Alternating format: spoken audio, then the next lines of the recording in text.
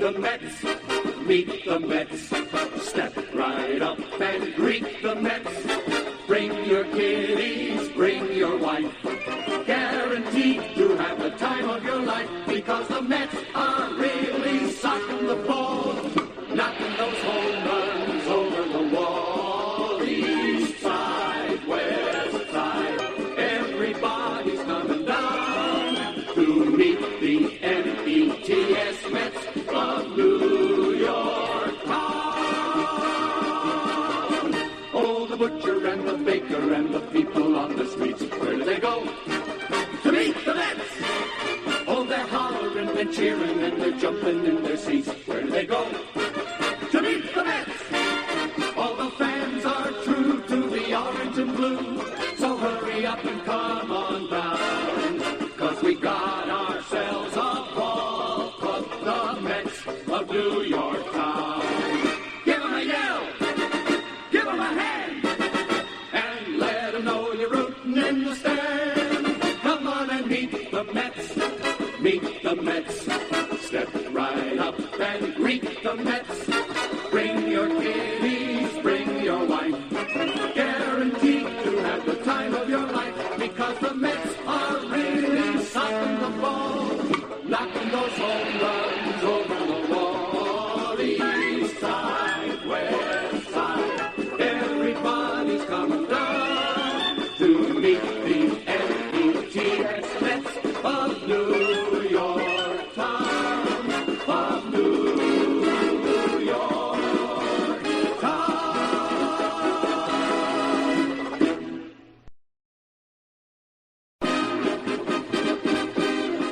Meet the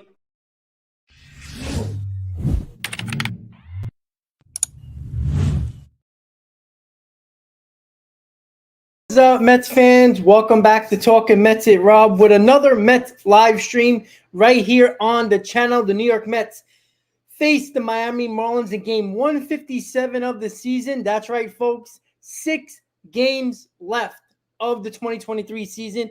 And if you're a Mets fan, you are glad that this season is just about over, so we can get into that offseason where the work is going to start to begin with the David Stearns era and our New York Mets. So thank you for tuning in to another live stream for the Mets game. And make sure you hit on that like button if you're a new subscriber of the channel. How you doing? And if you're not a subscriber of the channel, subscribe. We're going to have a lot of content, a lot of work, a lot of live streams, a lot of videos on this channel over the next couple of months for the Mets offseason. So make sure you tune in, hang out, and don't forget to comment and let me know your opinion. Voice your frustration, voice your concerns, everything that you had built in and left frustrated throughout the 2023 season. This is what I want from you guys. I want you to voice that opinion, voice that frustration. That's why I'm here, and that's why you're here, to voice our frustrations back and forth while we even watch a Met game. I think, it is the most important thing for a lot of us is to just let it out, because it's been extremely frustrating. I know we've had a lot of these losing seasons as Met fans, but with the expectation that this team had this year from a lot of fans, from the team, and then to absolutely completely fall off the face of the earth is just one of the things that nobody was expecting, but reality is it's happening, and it has happened. So we got to pick ourselves up off the mat, get this season over with, and start the work, which is the offseason for the 2024 season. Rotation, bullpen, fixing this lineup, whatever we need to do, we got to put our faith, our trust in David Stearns. He's had a lot of success with the Milwaukee Brewers, and we're hoping that he can take the Mets with some money in his pocket as well to make this team a consistent playoff team, because most of the time, if you make the playoffs, something might actually happen. Not once every couple of years or 2 times in 10 years. We don't want that anymore. We need consistent playoffs. Again, it's not easy to make the playoffs every year. We all understand that. It's a lot easier now with the extra wild cards, but the New York Mets have the opportunity to put in the work, fix this rotation, fix this bullpen, fix this lineup, and we can be right back where we need to be in 2024, and that's in a playoff spot. We should be the ones fighting for a playoff spot over these last 6 games or have already clinched a playoff spot. That's where we should have been. And it's a complete disappointment, but you take it with a grain of salt. It could have been a lot worse. We could have not traded Scherzer, not traded Verlander, and not have the farm system that we do have now. And what this does is give David Stearns, going into the offseason, options. He has a ton of options to work with when it comes to farm pieces, prospects, where he can evaluate what players he likes, what player he doesn't like, or what players he believes he can use in a trade to get better for, via a pitcher, via a bat, via an arm for the rotation, whatever, or the bullpen, whatever we might need, he can evaluate those players. Because again, we might like some of the prospects we got back, and he might not necessarily like all of them or some of them. So it's going to be his evaluation. It's going to be what he deems important, which if you notice anything about Milwaukee, he values pitching and power. That's the two things that he values the most, specifically on the analytics side, pitching and power. Now, I hope we don't go drastically towards power because, yeah, it helps. But even the Mets were very good power-wise this year, and how did that really help? So now maybe it was mostly pitching that was the major problem, but in the end, I have to put my trust in David Stearns, right? We don't have a choice, right? We hope he does a good job. We hope this team turns around and be the team we're expecting them to be, which is a postseason team. It doesn't matter how you get there. I think too many people are so concerned. They're like, oh, well, the Braves in your division. That's wonderful, but that's not the only way you make the playoffs, right? We have to stop worrying about just the division, because the division is not the only way to get into the playoffs anymore. We all know that. And again, of course you want to win the division. That's priority number one going into the season. But the other priority is to make the playoffs. And it doesn't matter how you get there. It doesn't matter. Again, the Phillies snuck into the playoffs last year and they made it to the World Series. The Braves didn't really have a great season in 2021 because the NL East was garbage in 2021. They were the de facto division winners because they had more wins than everybody else, but it wasn't a very good division, and they took it all the way to the World Series and a championship. So there's different ways to go about it. You don't have to be the first wild card. You don't got to be the second. You could be the third wild card team. The Phillies were that last year. And I think we're too focused on, oh, well, the Braves are in our division. How is this team ever going to do anything? Well, didn't the Phillies do that last year? Any way to get into the playoffs, that's what the Mets have to do. When you get into the playoffs, it's a crapshoot. Anybody can win. All you need is, in these short series, you get a team hot at the right time, you're almost unstoppable. We saw it with the Phillies. We saw it with the Braves. We saw it with the Nationals. And we've seen it in teams in our own division.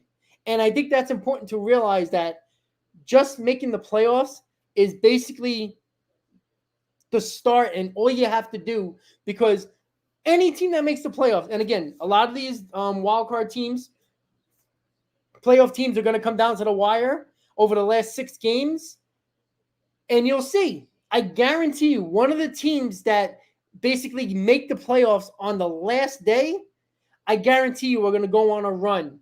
Now, I'm not saying a World Series championship, but I guarantee you they're gonna shock a lot of people. A lot of people, are gonna not really pick this team, and they're gonna do some damage in the playoffs, and maybe even knock out a high ranked team.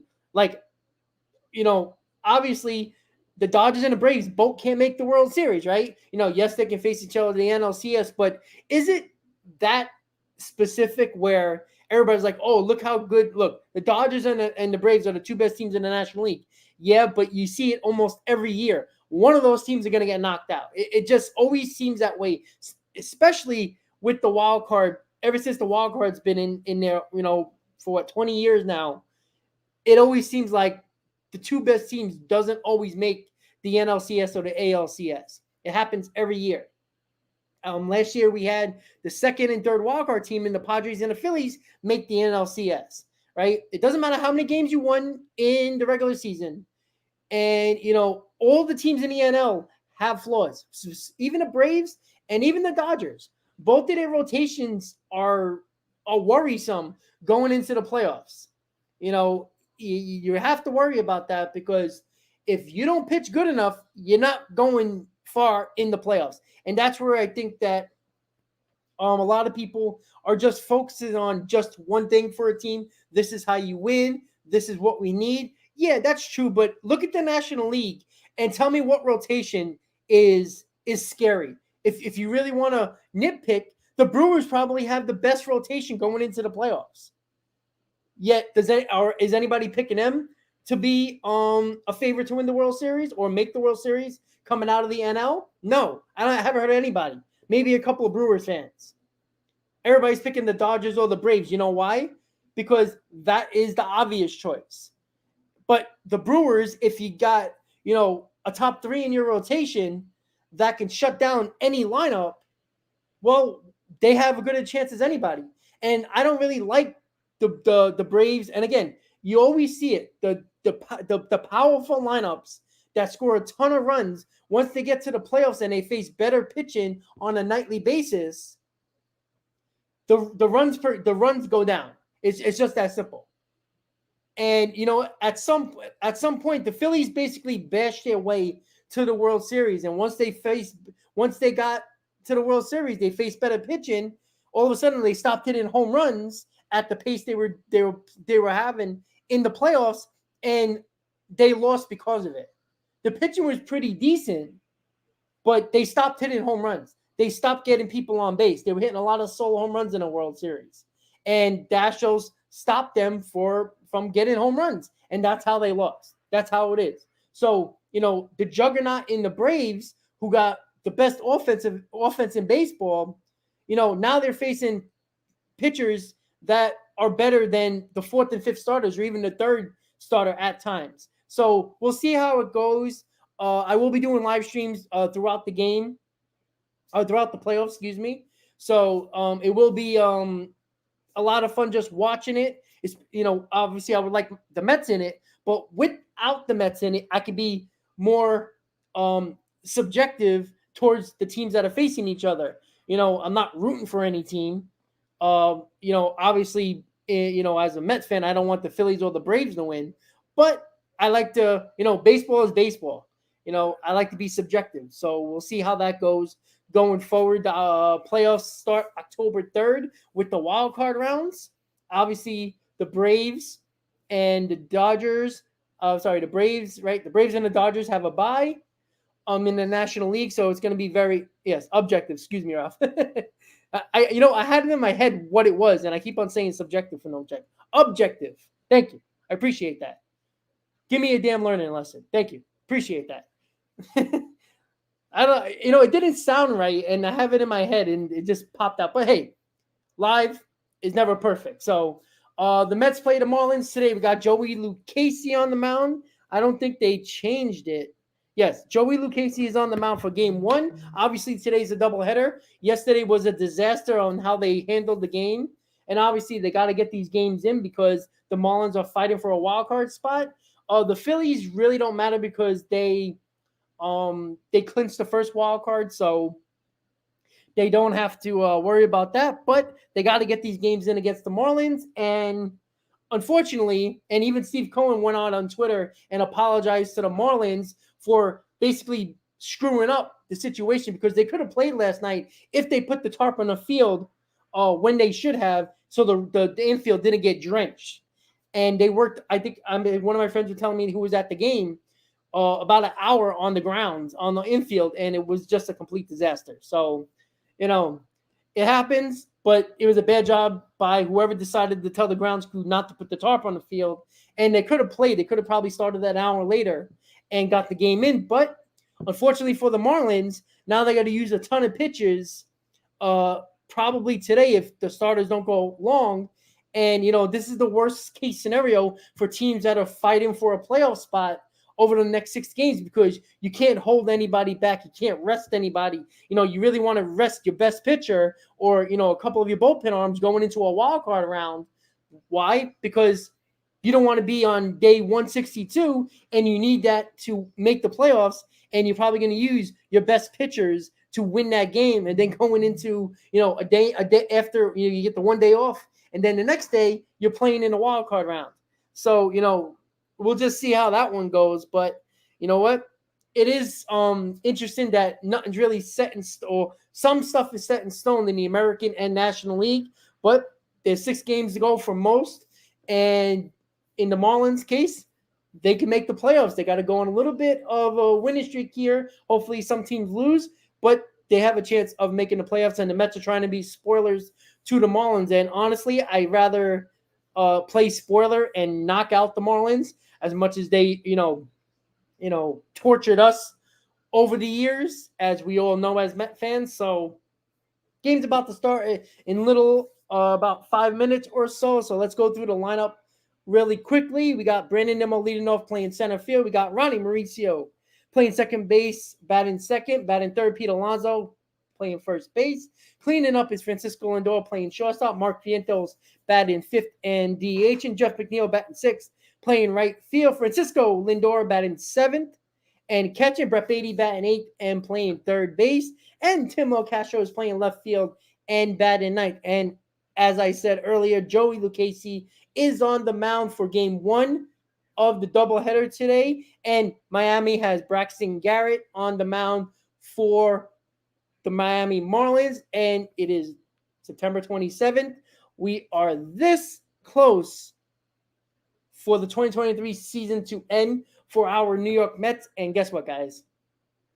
I can't wait. I can't wait just to talk about the offseason, or the possibilities, or the free agents that are going to be named, or the trade situations that could pop up throughout the offseason. We got the winter meetings. We got the GM meetings. We got all that fun stuff. And, once the offseason happens, MLB Free Agent Frenzy is going to be back right here on the channel. Of course, we're going to have guests throughout the offseason to talk about the offseason and the possible trades and the free agencies and all that fun stuff. And, the Mets are going to start working right away once David Stearns takes over on October 2nd, the day after the season. And David Stearns is going to go right to work. I think he's going to make a decision rather quickly with manager. And, when it comes to manager, if he doesn't retain Buck Showalter, how many guys on his staff is actually going to be a part of this coaching staff as well? And, David Stearns just doesn't only have to worry about the major league part. He, remember, Steve Cohen fired all those directors of scouting, directors of development, and all that stuff from the farm system.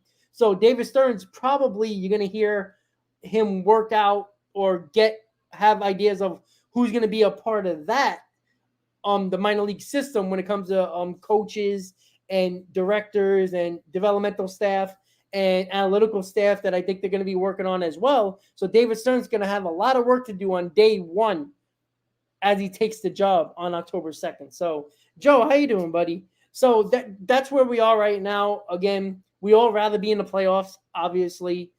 I mean, I think a lot of us would sign up for making the playoffs like we did last year. And even with the outcome, I think we would rather see, even though we wouldn't know the result, rather go into a wild card series hoping. Because, I mean, honestly, though, I talked about this probably since June, early July. The National League is not very good, right? I mean, I'm going to look at the standings right now just to be, let me just double check so we have an idea what the hell I'm talking about. I think I'm right about that. All right. So right now it's the Phillies, Diamondbacks, and Cubs. And the Marlins are a half a game out. The Reds are a game and a half. And the Padres are 4.5. So, like I said, there's a possibility, 6 games left for most. There's a possibility that the second and third wildcard teams might not have 87 wins. That's a possibility. I mean, obviously, if they go 5-1 or something, 6-0, yeah, they can get closer to 90. But there's a possibility, and I said this, there's a real possibility that the third wildcard team might have 85 wins. And that's only, 4 or 5 games over 500? I mean, it's annoying. And, yeah, I know the Mets are the 7th worst team, and they got to be that 6th to hold on to their top 6 pick if they don't want to. Yeah, Joe, I want a top 6 pick too, but I also don't want the Marlins to make the playoffs because as much as they tortured us throughout the years, I'd rather them just play golf with us. And I want to take them out of their misery. So, but we'll see. Again, if the Mets, completely, fall apart. I mean, the last 3 games against the Phillies, they already clinched a spot. They're not getting any better or worse during the season. They're that number 1 wild card. So they might rest guys going into the wild card series against the Brewers. So, not the Brewers. I think, is it the Brewers? I think it is the Brewers, right? I think it's going to be the Brewers the way it's going to work out. So the Phillies might face the Brewers, I believe, if that works out. So, yeah, exactly. So maybe the Phillies might, again, but the Phillies are probably not going to play anybody because, they want to keep their guys healthy going into the playoffs. So we'll see. It'll be very interesting to see, but it would be funny if the Mets get that 6th spot. And then, we actually get that top we get that 6th pick. And we'll see. And yes, 6 more days until Stearns. Thank God. So the game's about to start. Let me put up game day and the visual so everybody can enjoy this. And we'll be ready to go, guys. Mets Marlins game 157 of the season. Game 1 of a doubleheader tonight. All right, guys. There we go. All right. So let me know in the comments if you can hear it. And let's go, Mets. Put a different way. The last time that the Marlins made the postseason. Joe, he said Mets and Dodgers will most likely be the final. Yeah, of course. Yeah, and yeah, I'm not surprised. Of course, it's going to be the Mets and Dodgers. Absolutely. That's right. So maybe that bodes well for them. Huh. So there's really nobody in the stands, which it's a Wednesday at 4:00. So I'm not, and school's in town. So yeah, definitely more people for the night game. So here we go, guys. Game 157, Lucchesi on the mound. First pitch about there. Okay, you can hear it just fine. Perfect. Joey Lucchesi is set to go. Jorge Soler leads off for the Marlins. First pitch of the game, a fastball outside for ball 1, and we're underway. Soler with 14 of his 36 home runs against left-handers this year. Second best home run season of his career. He had 48 for the Royals in 2019 when he swings and misses with a sinker, and it's 1-1. Lucchesi faced the Marlins' last time out, gave up just 2 earned runs over 5 2/3. This is now his 9th start of the year, and Joey has pitched to a 2.88 earned run average. He has really done some fine work in a spot starting role. His first chirp of the day is lifted to shallow right. McNeil hustles in. And right, first out of the game. Wind is blowing in from right field today.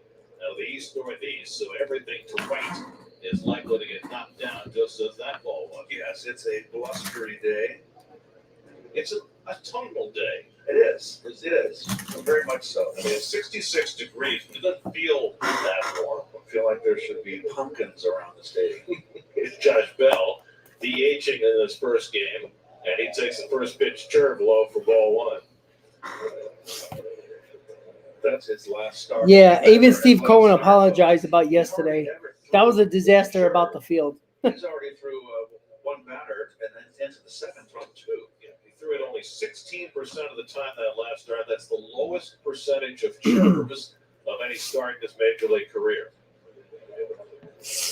Mostly throwing fastballs in that last start against Miami, and why not? This is a Miami team that likes to swing the bat. They have the fewest walks of any team in the National League and the 3rd fewest strikeouts. They put the ball in play early. There's Skip Schumacher, first year as skipper, and trying to get the Marlins to the postseason. They haven't even had a winning record since 2009 in a full season. They'll have a winning record if they win 1 more game. They've got 81 wins to date. It's lifted to right. Tough play for McNeil coming in and toward the line. Hey, nice play by Jeff McNeil. A little bit of a diving catch. 2 outs. There you get a little bit of the field was so drenched Remember, the outfield's never covered, and they've got the irrigation under the field. Nice play by Jeff. In the water to get out, but McNeil could have got hurt here. Joe, I think if Craig Counsell doesn't want to manage next year, I think Buck Showalter is going to just play out his contract for the last year. But we'll see. Again, it's going to be up to David Stearns and probably up to Buck Showalter too. Because he did not replace his divot. 2 out and nobody on. Here's Jake Berger.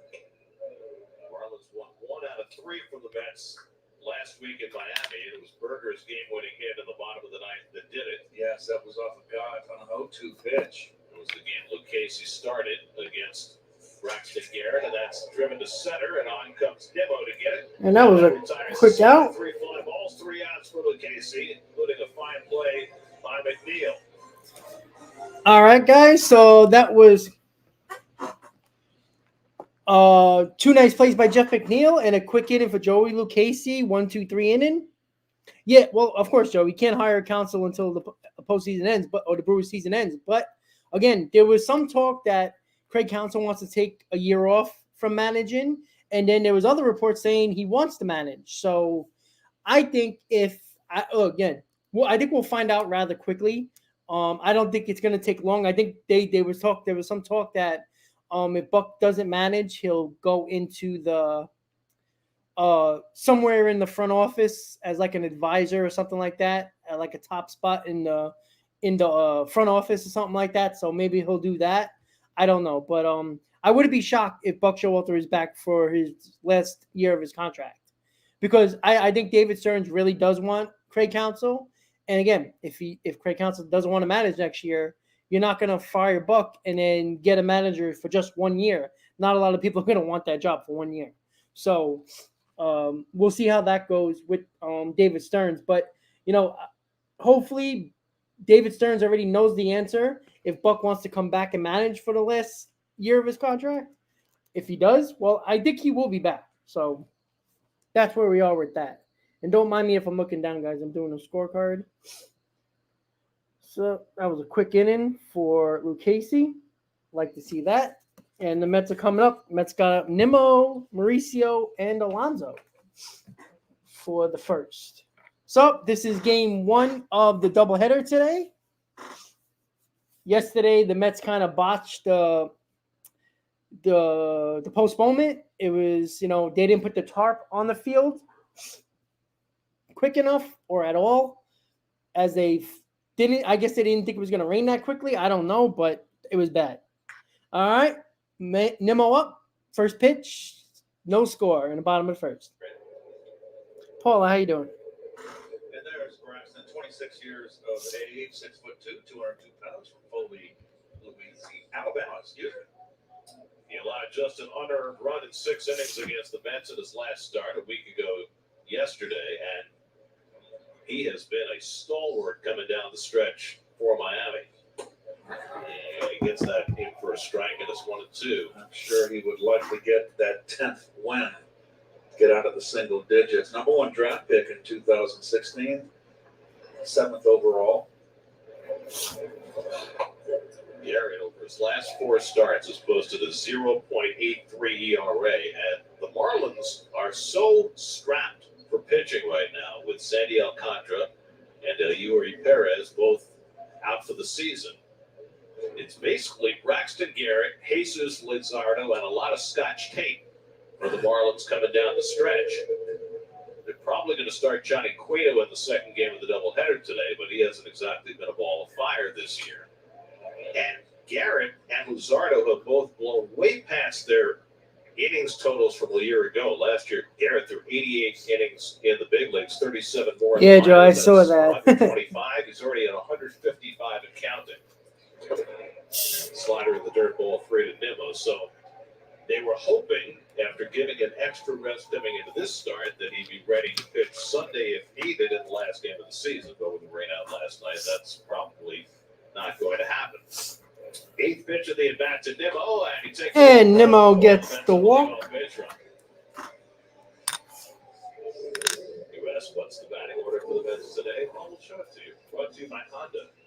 Running Mauricio in the 2-hole. Mark Vientos again DHing and hitting 5th. Beatty batting 8th, playing third base. And Castro gets the start against the lefties. Mets have seen a ton of lefties lately, and why not? Mets have struggled so mightily against left-handed starters this year. Here's Mauricio, who hit a home run batting right-handed in the Mets' last game on Sunday. And then that's his first home run from the right side. It was a laser beam. Hit a bullet line drive out of the ballpark. It was barely more than a foot off the ground, and he hit it 113 miles an hour on a changeup. Late swing foul, and it's 1-1. Well, he continues to impress. And I am very impressed with his glove, his play at second base, and his play at third base. This is his 21st start in the big leagues. He was 1 for 3 against Garrett last week, and he chases a high fastball, and it's 1-2. Well, here's the bullet. Oh, boy, he went down and got that one. The StatCast rating on that, it broke StatCast because no pitch that low had ever been hit that hard for a home run since they started measuring them. Mauricio takes one on the inside. That was actually ball. That was a ball, but they called strike 3 looking. 1 out. There. Marquez, the home plate umpire. Marquez has balls and strikes today. Randy Rosenberg is the extra umpire with the doubleheader. Miguel Jimenez, another rookie at second, and Bill Gettings at third. I gotta believe that in today's doubleheader, and I'll get it in after the pitch. Pete fouls it back. It's going to be umpires saying, guys, we got double dip today. Swing the bats. I don't think that's how that works anymore. Well, not with a team in the pennant race. Well, you can get that 1 inch off the plate. Alonso trying to find out of a late season slump, just 3 for his last 38. See whether a couple of days of rest will get Pete's back going again. And the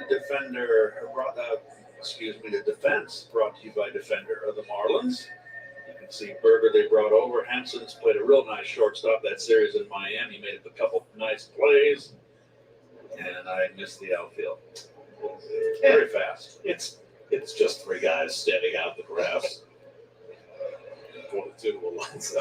I'm gonna read 1984 in the offseason here, and I think that things go fast. Do you think Newspeak will help you? I mean, we've always been at war with East Asia. 1-2 to Alonso, 45 home runs on the year. And he takes the curveball low, and it's 2-2. Alonso, 191 career home runs, 5th on the Mets all-time list, and 1 behind Howard Johnson for 4th place. Well, he's going to blow through everybody here before long. Just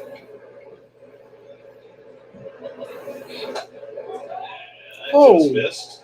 A little bit low. As Fortes, the catcher, trying to frame it. Geraldo, well, if you hear all the reports, everybody believes the Mets are going to make the highest offer.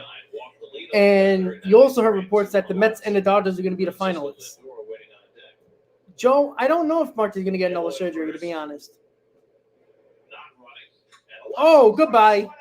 That's gone. 46 for Pete Alonso. That was a bomb. How fast was that ball out of here? Woo. That's a shot. I don't know if you get 416 feet. Exit velo is, who knows? All I know, that ball got out of there in a hurry. 46 on the season for Pete Alonso. 114.6 off the bat. Mets lead 2-1. That was a shot. Woo. Little slider. Stays in the middle of the plate. Doesn't break. There we go. Garrett thought he had him struck out the pitch prior. Didn't get the call. I thought it missed. It was close. Beautiful, beautiful, beautiful. Yeah, I don't know if you guys heard that off the bat, but that was loud. This year, Alonso now with 46 puts him in sole possession of second place in the National League, 1 ahead of Kyle Schwarber. Pete, just incredible what he has done. Just a nice little slider down in the zone and over the middle. Not much break. It's been nearly 2 weeks since his last one. Lindor hits one on the ground. Jake Berger's got it and throws out Lindor 2 away. All right, so that's 15th two against outs. The Reds the last time Pete had one. There's the contact on the ball, right on the fat of the bat. I'll say it. Right on the barrel. 114.6 miles per hour, 416 feet, and it got out of here in a blink. That was a shot, guys. Is DHing. Comes off a series in Philadelphia where he went 2 for 15. One of those two was a home run. It's a little shocking to me. And lots of home runs. Maine City will donate $2,000 to No Kid Yes, Hungry. 2-1. Find John 2-0, Hungry. Now yes. More than ever, kids across America need our help. He's got an outside shot at 50. He's going to have to turn it on. Yeah, Dami, I was a little shocked that he went to the Bucks, to be honest. You know, I thought he was actually going to go to Miami, like force his way to Miami. But now Milwaukee just got a lot better. Is 3 away from being on the 30-30 club. He got his 30 stolen bases. He needs 3 for 30 home runs. Well, this is the right opponent for Pete to be facing if he wants to get there. 26 home runs now against the Marlins, most of against any opponent. Fly ball that's going to stay in the park for Chisholm, and that ends the inning. So the Mets get 2 runs on the board in the first inning. 2-0 Mets going to the top of the second. All righty, there we go. We got 2 runs here for our Metsies. 2 runs, 2 hits. No, 1 hit, excuse me. 1 hit. No errors, nobody left on. So that's a good start, guys. 2-0 Mets. So once again, guys, if you're just tuning in, please hit on that like button. Got 6 games left to go, and the Mets can play spoilers to the Marlins, who are a half a game out of a wild card spot, and behind the Cubs. And you saw the Cubs again. I don't think any of these teams are that good. Like it shows. You know, usually, I mean, the Marlins have no pitchers. They just talked about it. Yuri Perez and Sandy Alcantara are out for the season. They basically got Braxton Garrett. And I think I forgot the other pitcher, but it's a pretty decent pitcher. But they don't got nothing else after that. It's crazy to me. And it sucks. You know, the Cubs, I mean, they can't catch fly balls either. And I don't know what happened to there we go. All right. And yeah, I mean the Diamondbacks, the Mets basically dominated the Diamondbacks this year. You know, the Cubs are okay. The Reds are okay. The Marlins are okay. Like, I mean, these are teams that, you know, honestly, I truly believe the Mets are actually better than these teams. I would take this team now, and if he started the season, I think we'd be better than almost all of those teams, in my opinion. Yeah, Luzardo, that's his name. Yeah, Luzardo and Garrett and Braxton Garrett. That's it. Like they don't have no starting pitcher. They make the playoffs. They got 2 starters. It's crazy to me. Definitely, Joseph. 100% about Giannis and Dominic. Oh, yeah. All right. So, top of the second, 2-0 Mets on Alonso 2-run homer. Lucchesi on the mound. Yeah, takes a fastball for a strike. Cruz in a cleanup against the left-hander. 19 home runs this year. He's had a productive year. 76 RBI. New York Mets baseball on SNY is brought to you by Moderna. Stay up to date with the latest COVID-19 vaccines. Well, I think they were hoping for Giannis. I don't know where they're going to get the star from. That's the problem. And the curve misses low, 2 balls and a strike. So I think it's interesting with Lucchesi making back-to-back starts against the same team that he clearly has changed the game plan. Yes. Early on in this game. More mixing in the curve. Fires a fastball into the knees for a strike. He has been so good with his fastball, working all 4 quadrants. Yes. And keeping the ball down, and he's sneaky. He's got that funky motion. He's hard to pick up. It's hard to get a rhythm off a guy. Yeah, Joseph, but you know what, though? Again, ooh, nice pitch by Lucchesi. Nice strikeout. First strikeout of the nice day pitch. For Lucchesi, 1 away. So here's what the Marlins are facing. The Diamondbacks are playing right now in Chicago against the White Sox, and they lead 3-0 in the 9th. The Cubs lost the worst possible game yesterday to the Braves. The Marlins have the Well, yeah, Joseph, absolutely. You know, like, yeah, you got lucky, but again, I mean, it just shows you how mediocre the National League is besides the Braves and the Diamond and the Dodgers. Amount of games played, look in the loss column, and you have the Marlins tied. Birdie drives Oh, that's a shot. And that ball is off the wall. That's going to be a triple. Oh, that's a double for Birdie. First hit of the game for the Marlins. And that's off the 380 sign out there. That's a poke. And the wind is not helping in that part of the ballpark. And you got a headline drives to right field today here. Birdie hit 2 home runs on Sunday, and he drives this one the other way for his 16th double of the year.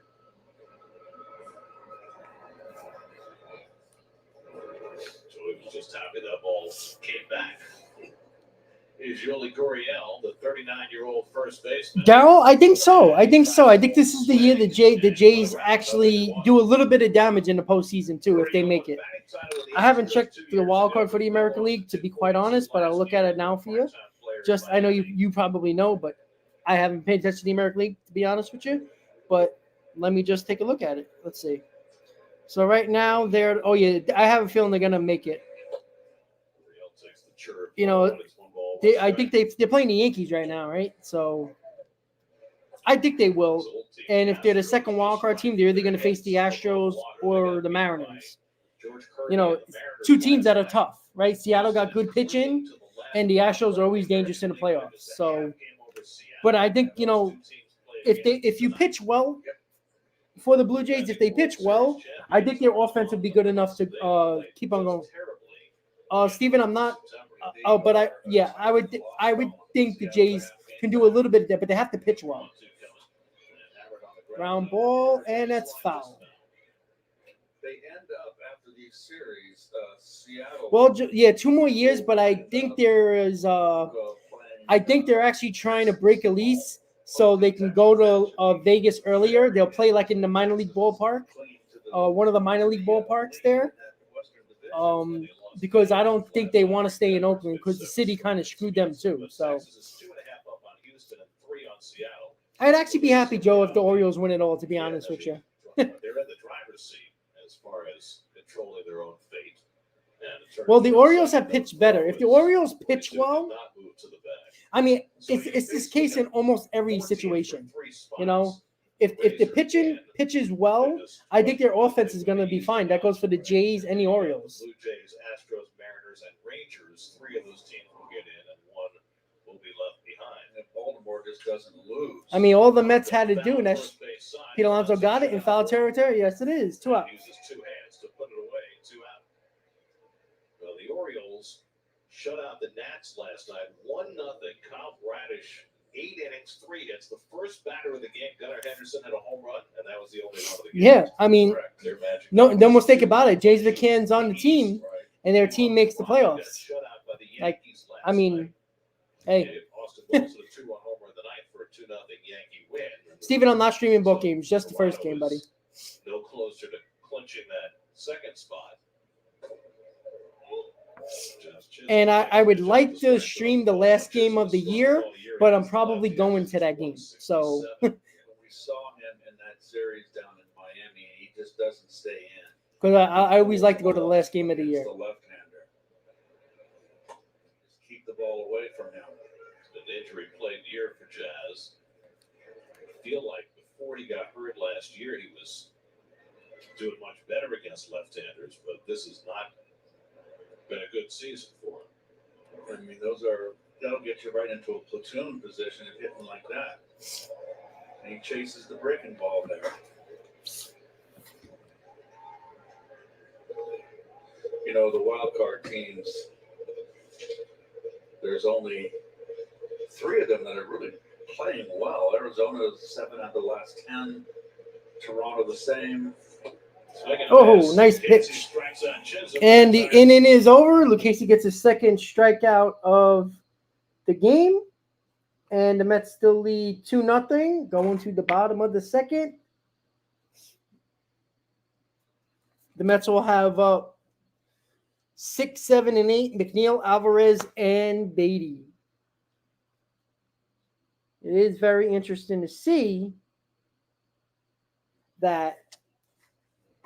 Again, I talked about this for a while. I know I keep on repeating it, but man, I tell you guys, the fact that and the way the Mets schedule ended up, and we talked about this earlier in the season. The last 2 weeks of the season, it's all Phillies and Marlins. If the Mets actually had a chance of a wild card spot, they had it right. I mean, even in the middle of most of September, they faced the Cubs, the Diamondbacks, the Phillies, and the Marlins, all teams that were in front of them. So if they actually had a pulse and played a little bit better, they could have been in this race going to the final week of the season. But they played like crap. June kind of knocked them out, basically. So it is what it is. Gunnar Henderson caught Brooks Robinson for his pitch a year ago yesterday, and yesterday he homered. That's pretty cool. Did Ohtani get a second time of draw? I don't know. Nobody really knows. We know he got surgery. I'm assuming it's Tommy John surgery. I mean, yes, the Diamondbacks are facing the White Sox. Right? I think that's what it is right now. Diamondbacks beating the White Sox. And I think tomorrow, the Diamondbacks, let's see. Yeah. So the Rays face the Blue Jays, the final series of the year. Got the Marlins against the Pirates. The Marlins got the Pirates, so the Marlins have a good shot. Let's see. The Cubs face the Brewers. The Brewers are going to be resting players, but then again, they're rivals, so the Brewers might want to beat up the Cubs and knock them out of the playoffs. And the Diamondbacks face the Astros, so that's not going to be easy for the Astros at all. For the Diamondbacks, because the Astros are fighting for it as well. It won't be the same team as next year. Absolutely not. All right, Jeff McNeil is up. It definitely won't be the same team. For sure. I truly believe there's going to be a couple of trades and there's going to be a ton of signings because the Mets need a rotation and they need a bullpen. And most of that's going to come via free agency. Hey, Steven, what's up? Over the 7 Come on, games, Jeff. had a 16-game on-base streak snapped on Sunday. Leads back with a fastball from Garrett, 2-1. Well, he's got that batting average. Ethan, I'm pretty sure that about two, besides the guys like Beatty, Alvarez, and Mauricio, Well, here's the thing. I do believe that Acuna and Gilbert are going to get a chance of making his team. Because with David Stearns, he's not afraid to give a chance to these young kids. That's a pop-up. Should be one out. He rules everything. Fly ball down the left field line, and De La Cruz comes over to get it. Retires McNeil one down. Today's City Community Home Runs fan of the game is Wayne from Lewisburg, Pennsylvania. Good luck to you. You know, the 1 year that I had when I was playing every day, I look at and I cringe is 1978 when I hit 255. I look at it. Out of spring training, early call-up. I think it's going to be Gilbert or Acuna, if not both. Depending on what the Mets do. Again, it depends on the offseason. If the Mets don't go out there and get a left fielder, I think they're going to give every opportunity to a guy like Gilbert to be an open day outfielder. And I think Acuna is going to get a chance as well. Because Acuna can play the outfield as well. Obviously played a lot more infield, but he can play the outfield as well. So, and with David Stearns, he's not afraid of calling up the guys, the young kids, if they deserve to make the team. If you look at the Brewers, he's done that a lot. I'm sure the Mets will want him to kind of, I would say regroup. I would say none. That's a call strike 3-1. Oh, Joseph, that's a good analogy. That's pretty good you said that. It's going to be very interesting. And it's pretty cool that the American League and the National League wild card is going to come down to the wire. Steven, it's actually been – I've been trying to do the live streams during the Cowboys games. But unfortunately, because I'm in New York and the Cowboys aren't always on TV, it's hard to do the stream when the Cowboys are not on TV. So it's kind of hard to do that. And I don't have the Sunday ticket because I don't really need it. But yeah, and then once baseball's over, I'll be doing the live streams during the Cowboys games because they're mostly on TV most of the time. Joseph, it would be fun. I just hope Ronald's brother is just as good as Ronald. That would be great. All right, so Alvarez walks. But I asked Buck, I said, for planning purposes, when the front office puts together their team in the offseason, is it fair to think of starting Marte as your starting right fielder next year? And he said yes. He said, you want to have contingency plans, but yeah, for all intents and purposes, he is our starting right fielder next year. And there's every reason to think that he'll be back to being himself. Yeah, I know, Steve. I'm not buying a Sunday ticket. I never did, even when it was on DirecTV. I don't really need it. I get enough games, and I can just watch the Red Zone. I'm good. The team sacked a bit. Brett Beatty takes fastball for a strike, and it's 0-2. Beatty hitting just 165 against the lefties. Well, Joseph, I think that's Ronald being nice to his brother, to be honest. I mean, if he's ever as good or better than Ronald, that would be the biggest steal of the century for the Mets. For a washed-up Scherzer. Brett Beatty, route home. Oh, nice play. Gets the force out. Joe, I don't think you have to rush Gilbert or Acuna. I truly believe this. I think when you perform in Double-A, Triple-A is not better than Double-A. The best players are in Double-A. A lot of teams now bring up their prospects from Double-A now. I think Gilbert's ready, to be honest with you. Acuna maybe is a little bit raw, but I think Gilbert's ready, to be honest with you. Batting ninth in the order, playing left field. He takes a fastball for a strike. An injury played here for LaCastro, just his 15th start. All right, LaCastro's up. 346 on base percentage. That's his calling card. That is speed.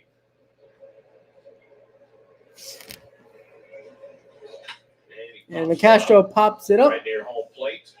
And Berger catches it to end the inning, and the Mets do not score in the second. 2-0 Mets going to the top of the third.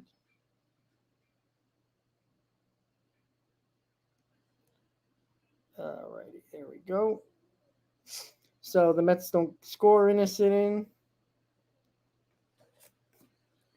Marlins are coming up in the top of the third. They will have up 8-9-1 Fortes, Hampson, and Soler.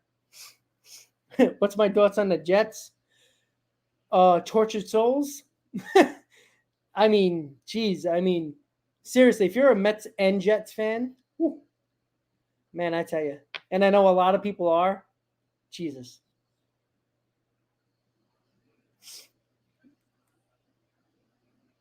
Steven Pete Alonso 2-run homer. Yeah, Joseph, I know. Yes, that was actually a good trade. Yeah, when it comes to, again, I don't think anybody's going to get rushed. I think David Stern's shown you in Milwaukee. He's very good at evaluating and bringing up guys at the right time. In this case,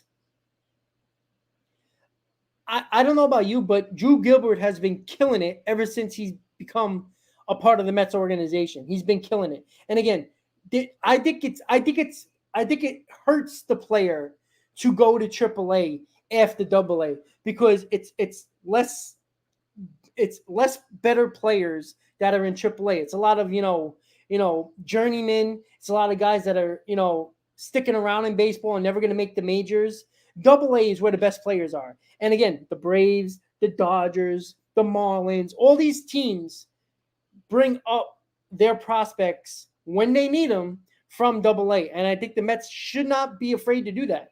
And I don't think David Stearns will be afraid to do that. All right, here we go. Top of the third, 2-0 Mets. Lucchesi on the mound. Contributions on and off the field. Yeah, it is a lot of money.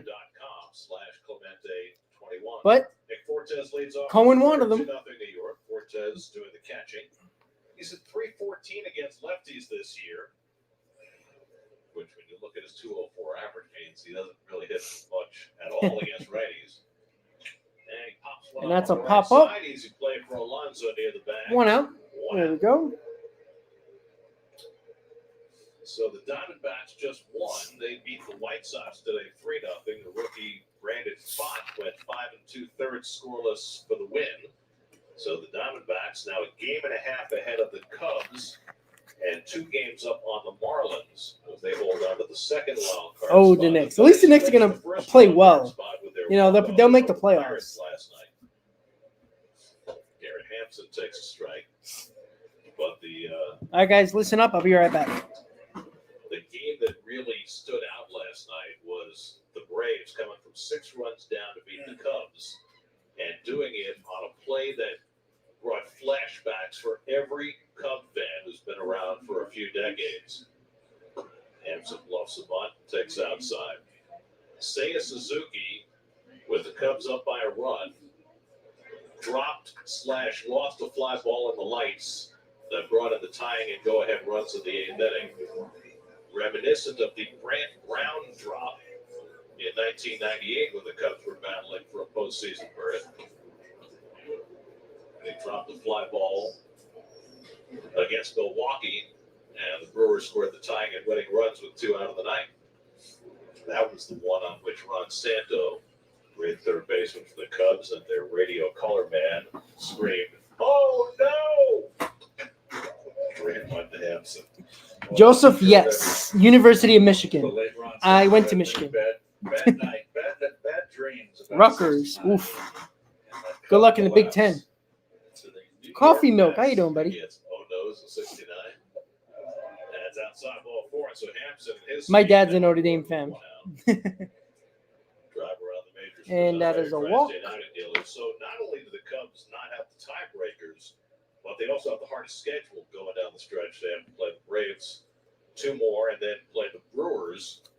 The advantages they have is that both the Braves and the Brewers have clinched their spots. And I don't know whether that plays into it or not. Well, one thing, the Brewers will be setting up their rotation. Brewers clinched last night despite losing. They clinched when the Cubs lost. Yes, I am a Michigan Wolverines so they're the fan. Central champs, and they're locked into the UNC. number 3 Okay. seed. So Tar they'll play Heels. The 3rd wild card team in the first round of the wild card round. Well, Braves and Dodgers will have the byes. Braves have not yet clinched the number 1 seed, but I think Still live in NCAA. And North Carolina is definitely Brave country. I know that for a fact. Almost all my family is living there. Lives in North Carolina now. So when I go to North Carolina, I see a lot of Brave jerseys and Brave shirts on. Coffee, no, look, Casey's looking pretty sharp. He's looked good. Waiting to take a strike. Perhaps he just set him up. What part of North Carolina, Joseph? 2-1. We'll set up. Josh Bell on deck. But one thing that Luke Casey has done well, and it's why he's had success, is that he spotted that fastball inside corner to right-hand hitters. He's established inside. So Laird drives one out. To Uh-oh. right. McNeil Could be, back. oh, nice play by McNeil Reaches up to grab for it. the second out. And back to first goes Good Hampson. job. So Laird hitting it hard the other way, but McNeil able to retreat and get it. 2 out. Hit that ball better. Morrisville, okay. I'm not familiar exactly with North Carolina. I don't know. Is that closer to Raleigh? So Laird's power makes the play easily. It's remarkable how well he plays the Let's see. outfield. It is really remarkable. Well, you know that they give out a gold glove for utility players. They started doing that last year, and there's no reason to think that Jeff McNeil can't win that award.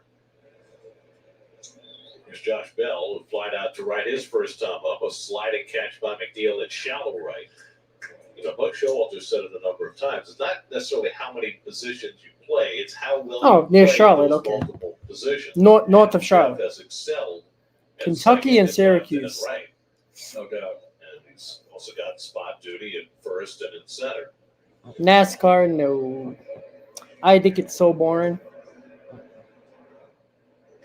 Oh, okay, Davidson College. I don't know about Concord, but Davidson I know. Hampson hasn't moved during this at bat. throw by Alvarez is too late. And It's Hampson still the steals base second of the year. base.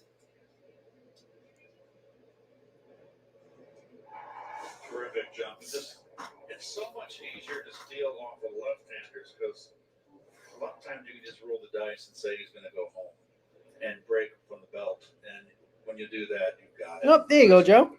Straight out of Bell, and he takes a strike. Well, Major League Baseball put out numbers today which indicate that there will be more stolen bases this year than in any season since 1987 by virtue of the new rules, and the stolen base percentage will be the highest in history. Go over Ducks. 80% success rate. We know why. Well, they wanted to make it easier to steal bases, and they've accomplished that with the limited pickoffs and the larger bases. You notice how the Marlins have taken a lot of fastballs from Joey? He's gonna be. It's tough to pick up. 3-2 coming. And he hits this fastball deep to right. Uh-oh. Back goes McNeil onto the warning. Right to McNeil at the warning track to end the inning. And the Marlins do not score in the top of the third. 2 long fly balls that hit the warning track, but McNeil makes the catch. But the Marlins do not score. Mets are coming up in the bottom of the third. The Mets will have 1, 2, 3. Nimmo, Mauricio, and Alonso.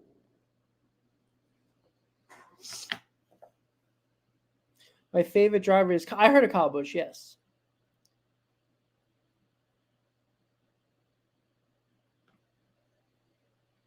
Joseph, I have no idea what that is.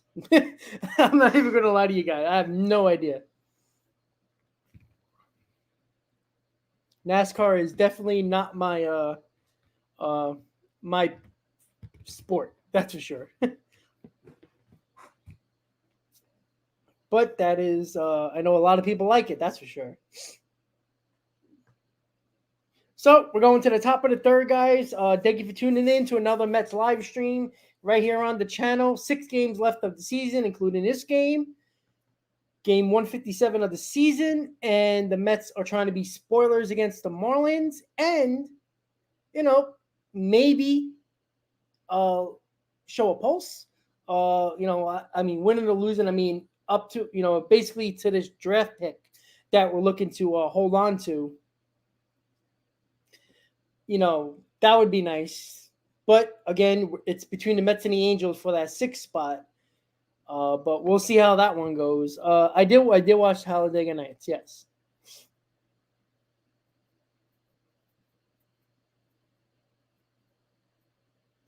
Pack 2.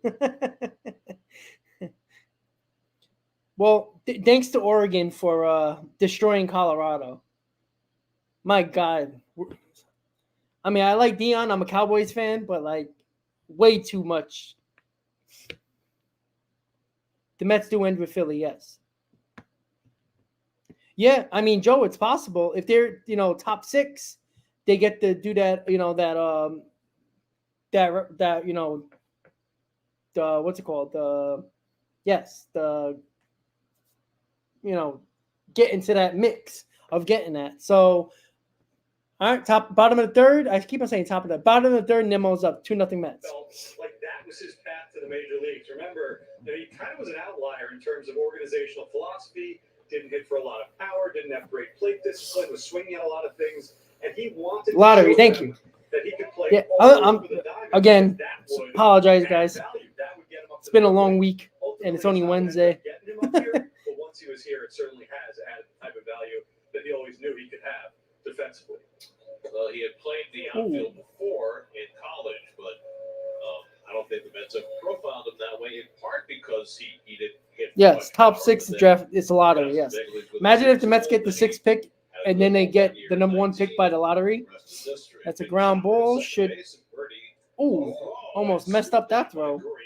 Former Gold Glover, and he needed that Gold Glove to save Birdie an error, 1 out. No, that's kind of a short hop. Yeah. Joe, I don't think the Pirates are going to do that. Footwork there by the Gold Glover. That would be hilarious if the Mets get the number one pick based on the lottery. That would be great. That short of throw from a second baseman to be in the dirt. Ryan Mauricio, that's a good point. I mean, you think about the low throws from short and third. You don't usually expect the short throws from second. On a routine ground ball. So how do you prepare for that? Well, you just got to straddle the bag and be ready. I mean, but, Ronnie Mauricio up 1 out. Out of 1,000 times, it's going to be a good throw. Unless you have Steve Sachs or Chuck Malbach throwing difficulty. Then you'd be on your toes. I would too, Joe. In the stands, too. I mean, I haven't, of course, the draft as well. Mauricio took a call, third strike. I'll definitely be doing something about that when that goes down. The lottery goes down. Garrett so far through 2 1/3. I haven't looked at the mock drafts easy. I mean, I can Google it real quick just to take a look. Runs in this game waiting on deck. And Mauricio takes the fastball high, and it's 2-2. Braxton Garrett making his 30th start of the year. The Marlins are 21-8 in his starts this season. That's how important Garrett has been to. I'm gonna take a look really quick, and that is right to Gurriel. Snatched it with a lunge. 2 outs. And that's the second out. Pete Alonso coming up. First inning hits a 2-1 home. Yep. Yes, he was. Let's see. He'll have his number going up in the round. Yes. Number 16 will be hoisted up there next year. They're taking care of Doc. Well, they should, of course. We get good seats. We're sitting right here. And Doc, he has a good seat too. Yes, he does. Alonso's home run was his 46th of the year. He now has 117 RBIs. He now has 3. Is that 8 RBI what's his name? Seasons in Mets history. 131 last year would set the club record. He hits this one to right center. He's got and that's a base hit. Chisholm scoops it up. For Alonso. He's 2 for 2 after a 3 for 38 stretch. Maybe that off day kind of cleared his head. Well, the home run tied Howard Johnson for 4th on the all-time list.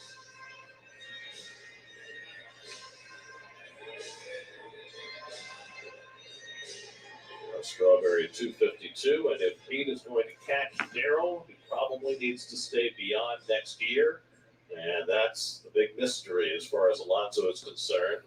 Will the Mets sign him this winter? Will they? Mauricio has been doing pretty well. Jack Caglione. I haven't really seen much about the draft yet, buddy, but I'm looking. New boss, David Stearns, who will be coming aboard right at the end of the season. Awful lot of home runs, awful lot of RBI. I think when all is said and done, all of this conversation will be moot. That goes to the backstop, and Alonso moves up. Wild pitch charge to Garrett, and the Mets have a runner in scoring position. I think at the end of the day, Keith, it's just going to be a matter of how many years and how many dollars, and they'll figure it out. Yep. To me, he's got to stay in the orange and blue. And Lindor went through something similar in Cleveland, and they opted to trade him a year before his contract would have made him a free agent. But that's a different circumstance. Cleveland's a small market team, and they didn't feel they were in position to make that kind of commitment, which the Mets then did after the trade for Lindor. And it's hard to believe they wouldn't do the same with Alonso unless they got an overwhelming package back. So as of right now, but this was, when did this mock draft pop up? In July. A lot of the mock drafts are right after the 2023 draft. This is when the Mets were 10th, but now they're way up there. They were talking about Noah Franco, left-handed pitcher, IMG Academy, high school, basically. Ethan, I always say that. You always pick the best available. 28, there you go. Well, Joseph, I mean, can you blame Swanson, though? Honestly. Like, we all know the Braves are cheap. Like, that's why the Braves never give big-time deals, like, to guys Like, they let these guys leave. Like, I mean, they've done a hell of a job. Oh, that's a shot. That's gone. 4-0 Mets. 2-run home run by Francisco Lindor.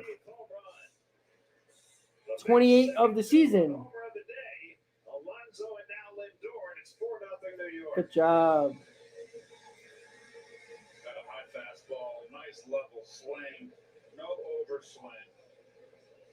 2 more for 30. There we go. Beautiful, beautiful, beautiful. Just 14 at bats. Cell tie, a little above the belt. Nice to see. Right down the middle. And that one had legs. Second home run, Garrett's allowed 20 for the year now. And he gets the slider down to Viento's ball 1. Fastball above the belt, out over the plate. All right. Another line drive. 108 off the bat. Here we go. 4-0 Mets. 2 big bats. Alonso and Lindor both connecting for 2-run homers. 46 Yeah. for Alonso. Joe, the way it's 48 looking. for But Lindor, you know what? Again, for everybody killing Epler's had 2 really good drafts. Marlins. And the Mets didn't even have a first-round pick this year. So, well, easy. He will be. The Marlins only have 2 starting pitchers, Luzardo and Garrett. That's it. Because Perez and Alcantara are out for the season. This is why it's so frustrating that I truly believe this team that's constructed right now are better than the Cubs, the Diamondbacks, the Marlins, and all those teams that are fighting for a spot right now, honestly. Yeah, Eddie, he is. He's had a great draft. 2 great drafts. Again, Epler hasn't done as bad as a job as you think. People are quick to throw him to the wolves, but no, easy. I agree. Look, the Mets basically dominated the Diamondbacks. They played well against the Cubs. Piece together this young pitching staff, all these innings limits they have. And Viento strikes out to end the inning, but not before Francisco Lindor hits a 2-run homer. Mets lead 4-0 going to the top of the 4th. Again, guys, if you break it down, again, I think too many people. Look, there was not a lot of people that were complaining about the Mets offseason, both years, right? I think we forget how we were reacting in the offseason because there was not one person that didn't want either Jacob deGrom or Justin Verlander. It was one of the two, right? It was stupid to give 6 years to Jacob deGrom. We all knew that. You signed Justin Verlander for a short-term deal, which is safer than the long-term that Texas gave deGrom, right? And then we turned Verlander into 2 top prospects. We turned Scherzer, who is washed up, into a top prospect in Acuna, right? So, and again, the drafts that Epler has the last 2 seasons have been top ranked. That's how a lot of people believe that he has one of the better drafts. So, again, in 2022, and I was one of these people who thought the Mets should have went a little bit further at the deadline to get better, get a supplemental players to get better, even though your team was one of the top 3 teams in baseball. But if you really take a look and step back at it, he had nobody to trade. The Mets had a terrible farm system. The 3 or 4 guys that the Mets really wanted to keep, they didn't want to trade those guys. So it was hard for him to make a trade. In the offseason, nobody was, breaking down walls saying, hey, let's get Nathan Eovaldi, right? There wasn't a lot of big-time starting pitchers. Gausman, I think it was 2 years ago, the Mets were trying to get him. He didn't want to come here. He wanted to go to Toronto. And that's a shot by Berger, and I think it's going foul.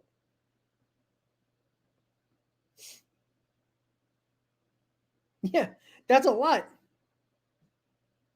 And again, look, I'm not a big fan of Epler, but again, there's not a lot of things that people weren't excited about that he did for both off seasons. Like everybody was laughing that the Mets gave Scherzer all that money. Yet, if you look at the Dodgers offer, it was basically the same amount of money. They just didn't offer the third year like the Mets, which was a player option. That's how the Mets got him. Yeah, but Nathan, I mean, come on. We really wanted Nathan Eovaldi to be our number 2 starter. We would have been killing it, Epler, if he would have done that.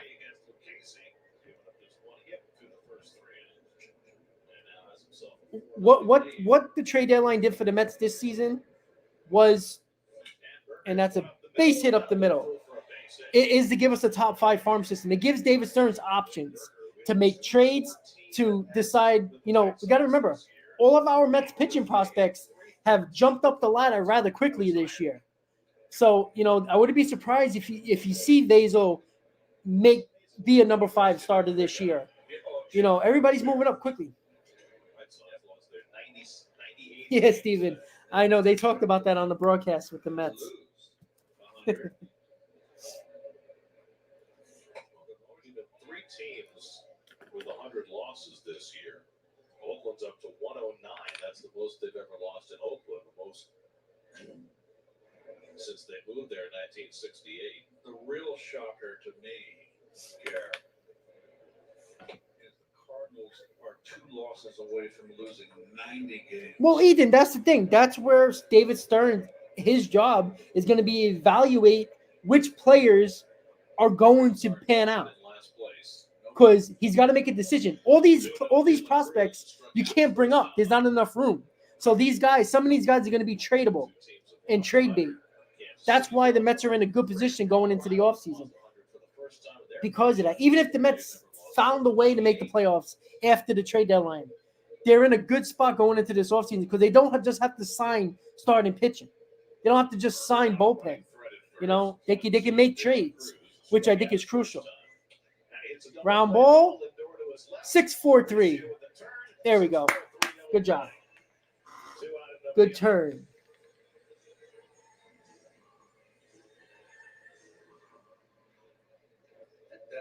Good job. Yeah, and Jeremiah Jackson has been raking. Yeah, come on. Look, even the Mark Hanna prospect, the Tommy Pham prospect, the Dominic Leone, Jeremiah Jackson. Like, we got a top 10 prospect. That's insane. So Birdie's in his 5th year with the Marlins.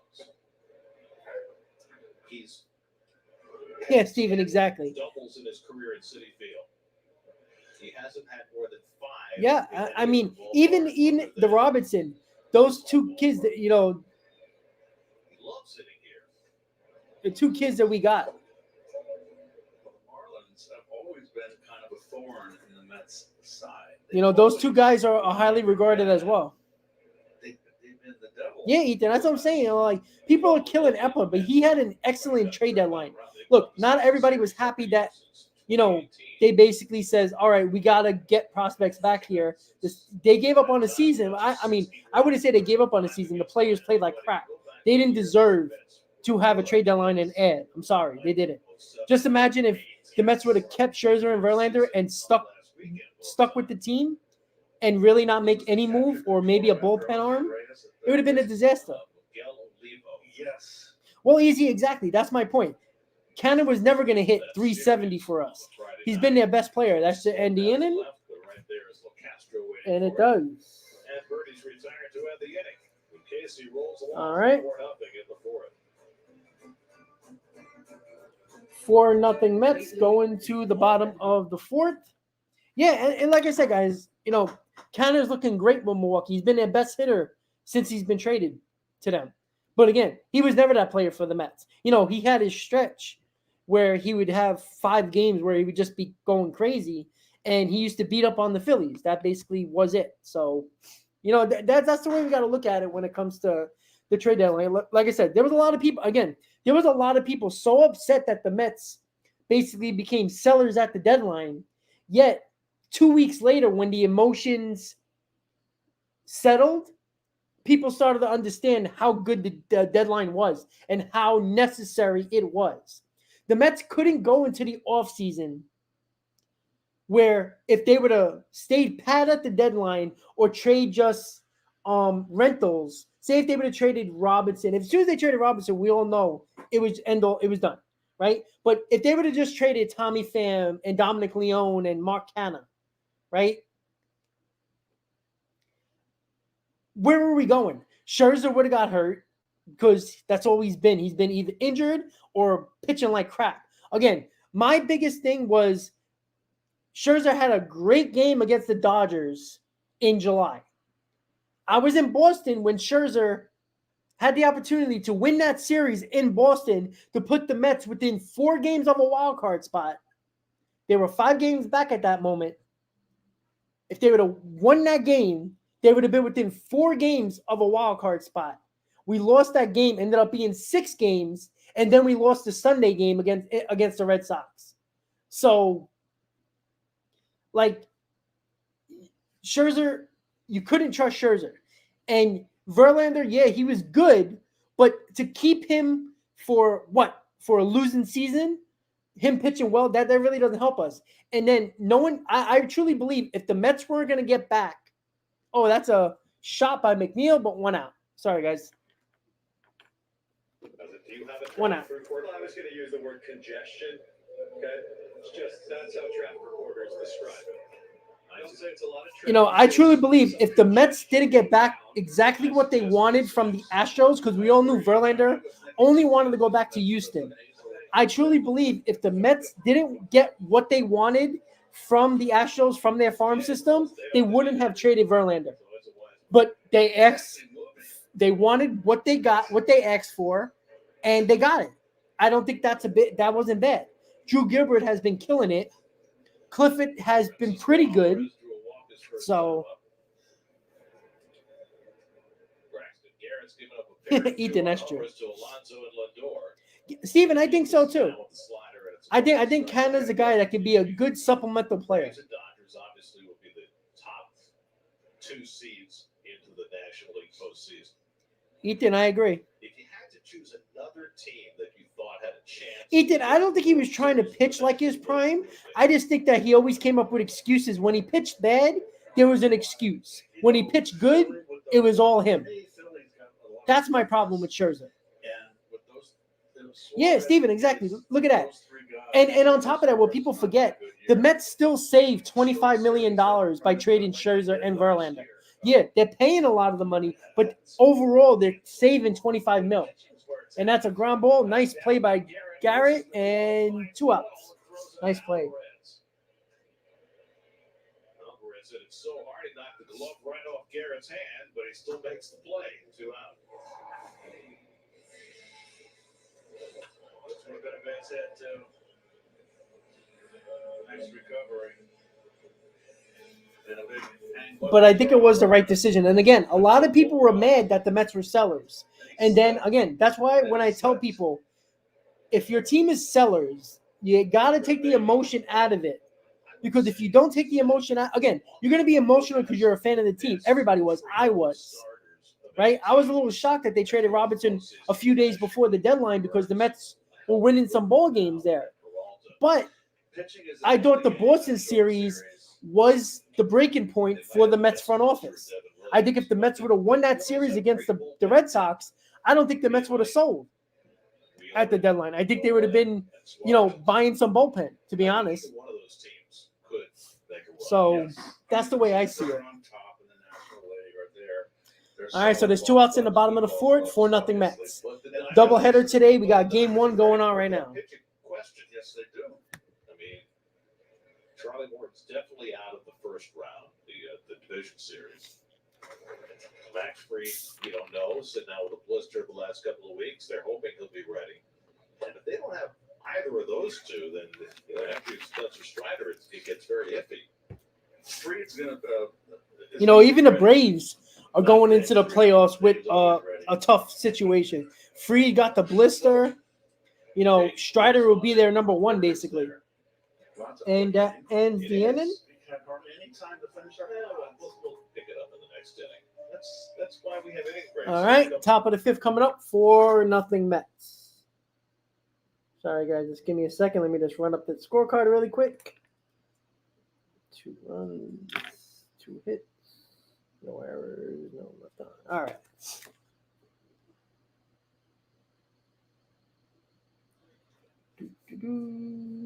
Sorry about that, guys. What the hell did I do? Oh, there we go. I see what I did. All right, there we go. Score. All right, there we go. No, minor league guy. Ted Williams. Hoops? No, I don't bet on baseball. Baseball is very annoying to bet, to be honest with you. I mean, maybe every once in a while I might parlay some games. Like, I usually just mess with money line with baseball. Like, maybe if I'm bored and I'll do a 6-leg parlay and do money lines for teams. Easy. I don't mind Josh Hader saying that. I honestly, I know they're 4.5 games out with 6 to go, but I don't blame Josh Hader. Like, they're running him into the ground in his contract year. They're not making the playoffs. Like, I'm sorry, I don't blame Hader. I think if the Padres really were within a game or 2 or even 3 games of a wild card spot, he'll pitch. I just think that he's fed up with the team, to be honest with you. You know, a lot of people think that the Mets are going to go after Josh Hader. I mean, unless he wants to pitch the 8th inning because he's not pitching the 9th. Maybe every now and then. But yeah, I mean, I don't blame Hader on that.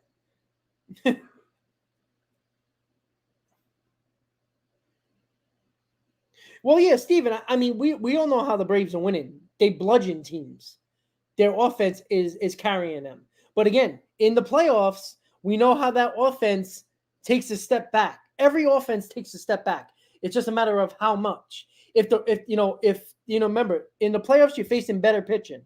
If the Braves, I don't know how many runs they score per game, but I think it's a little over. I think it's around 6 per game, right? If that drops to around 5 per game, that might be difficult because look at it this way. I mean, besides Spencer Strider, I mean, I know, you got Elder pitching a lot of innings. Who knows about Fried? I mean, your rotation is not even the Dodgers. Even the rotation is tough. I mean, it's going to be a tough go, and that's a 1 out for the Marlins. Folks, I should say, we had a first in 18 years in the booth. Broadcast. Yeah, easy. I heard it. But again, the Padres are not making the playoffs. They have to have almost every team lose in front of them, and they have to win all 6. Never dropped it in 18 years. But I recovered and no one would have known. Didn't skip a beat. Oh, that's a nice bunt. Nice bunt by Chisholm. Chisholm beats it out. Well, we documented all the troubles Chisholm's had against left-handers, so he found a way to get a hit against the lefty. Drag bunt, and it worked perfectly. So that's your reaction when I dropped the ball for it, Jess. You just couldn't believe my hand was that bad. That's very unprofessional. Well, they're only. They're laughing because Gary Cohen dropped the mic. First time in 18 years. He is the play-by-play guy. 1 out and 1 on. Here's Nick Cortez and a balk. And they called a balk on Lucchesi. So Chisholm goes to second, first balk of the year for Lucchesi. Let's see if he pauses. Oh, that's close, but he didn't really pause. First career balk for Lucchesi. Chisholm at second with 1 out. Easy, I don't think so. He's too cheap right now. He's not making a lot of money. And I think he got like 2 years left on his rookie. 2 years left of his arbitration. So I don't think they're gonna trade him. I take him though. I tell you that. Well, it's obviously not that they're looking for his church, right? I can't even fathom that would be the case. And that's a pop up.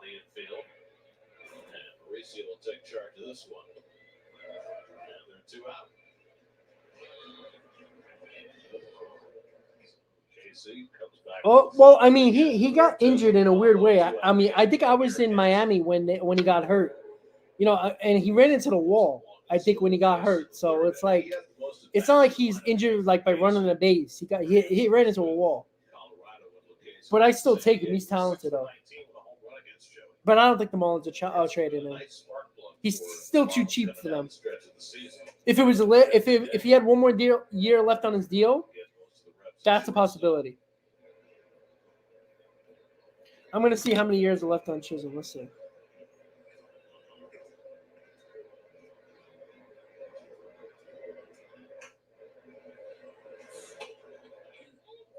Casey pops one inside, 2 balls, no strikes. Stephen Oker gets ready in the Marlins bullpen. They've got 5 lefties in that bullpen. I think they're thinking in terms of a possible start for their left or Garrett on Sunday on not 5 days rest. He's thrown 77 pitches. It is 4 innings today. Casey, this is just upstairs. Yeah, he's still 2 more years. 2 more years of arbitration. So he's still a Marlin for 2 more years before he's a free agent. So, yeah, they're not trading him. Maybe it's the offseason of after the 2024 season when he has 1 more year left on his deal.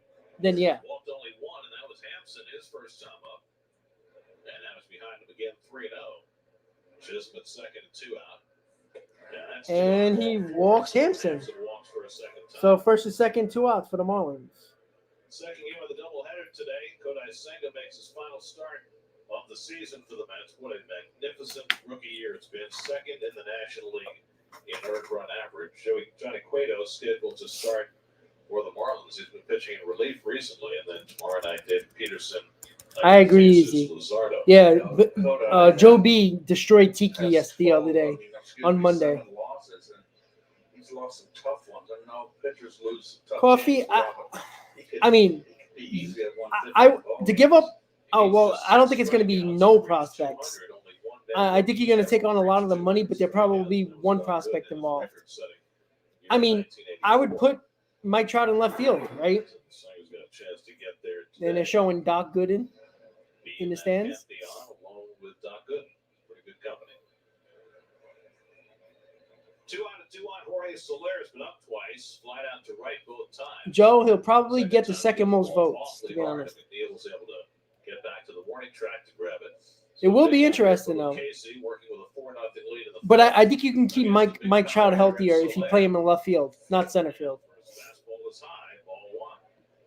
So he's been up in the strike zone the last So 5 Marlins pitches. got first and second, 2 outs, 4-0 Mets in the top of the 5th.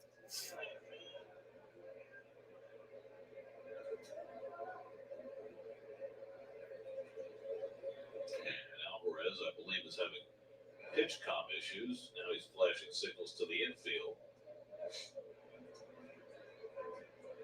Like he was trying to push buttons and then use the hand signals instead. Chisholm with excellent speed at second, save for Hampson at first. The curve is swung and foul tipped down. It's 1-1.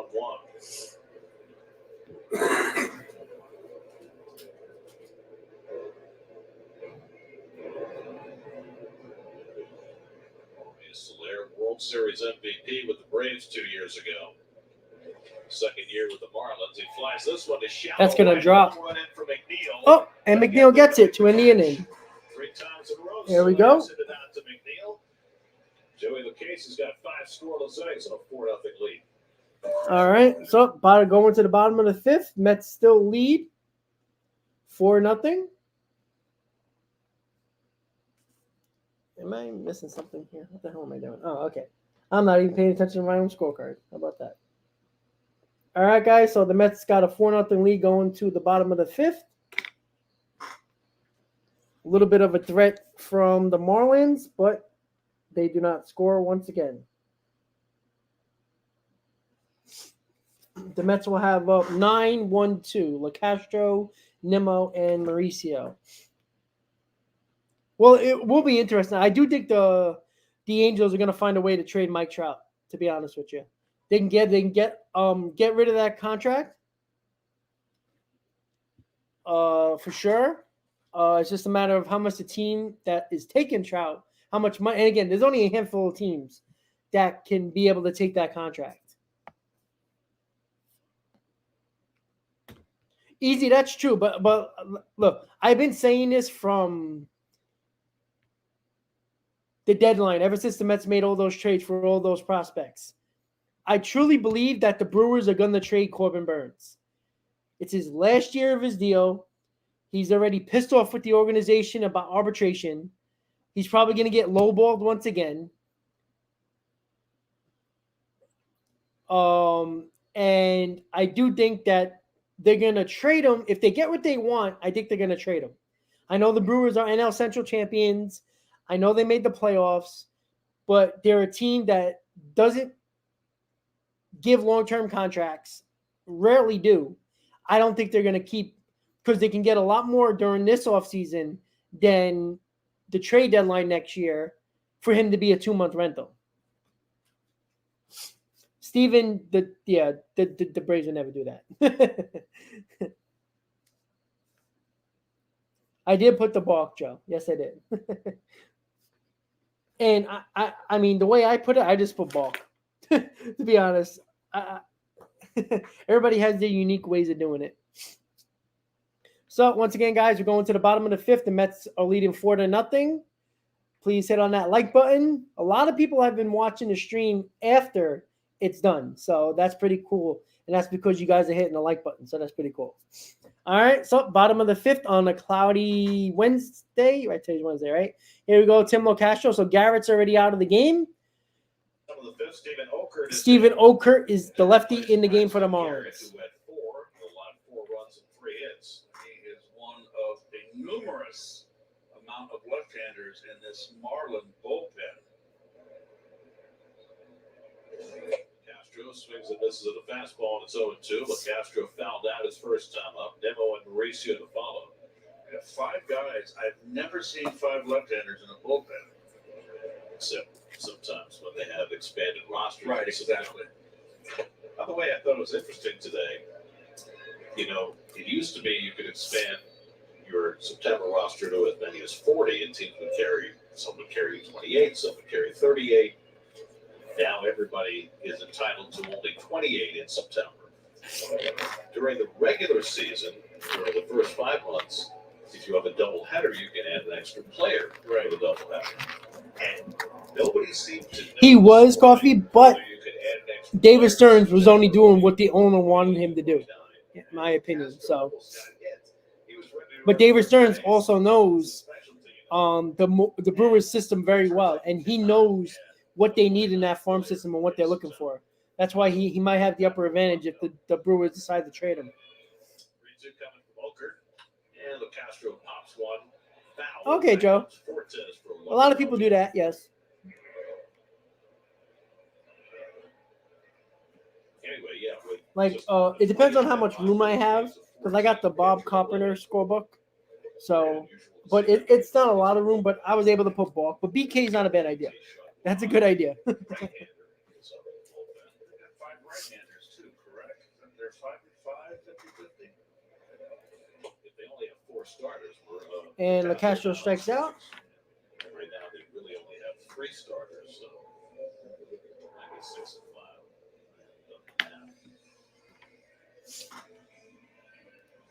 So Oker has a strikeout against his first batter, and now Brandon Demo leading off the first inning and scored in front of Alonso's home run, rounded out the third.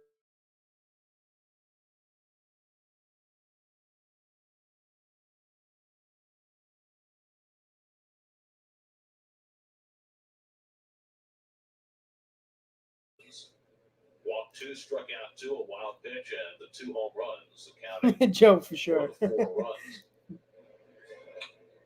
Slider foul back, a ball and strike.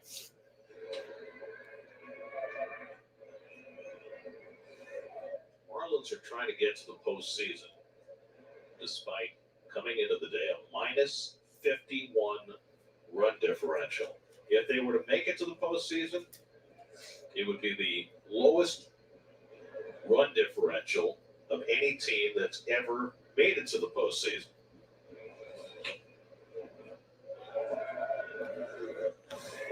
Well, they are last in the National League in runs scored.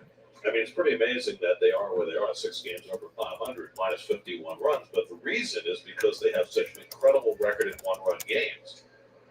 32 and 13 in one-run games. It's down the way, and it's 1-2. The worst run differential ever for a postseason team was minus 42. That was the 2005 Padres. The Reds right now have a minus 44, so they and the Marlins both would be Easy, yeah, I saw that. Padres as far as run differential if they get in. I did, Joe. 2-2.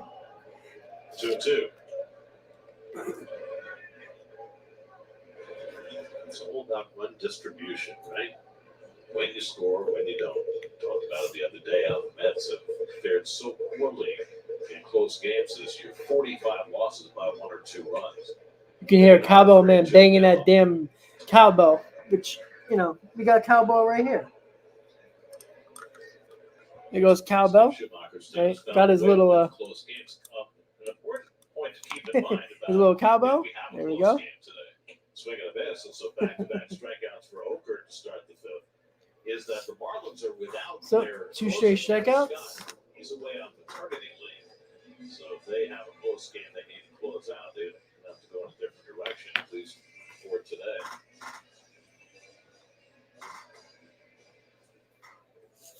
Miami Marlins have a 32 and 13 record in one-run games. Right? That was what it said.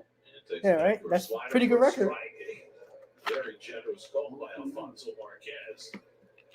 Marquez called out Mauricio on strikes on a pitch that was inside. Mauricio was up with 2 outs. Strike 1 on him on a pitch that was outside off the plate. And that gets him to chase a high fastball, and then it's 0-2. Mauricio has that high fastball that he likes that he can't catch up to. That high fastball he has to lay off. That's his weakness on the right side.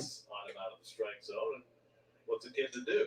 They want him to lay off the high one that's up above the letters. It's a tough one to lay off.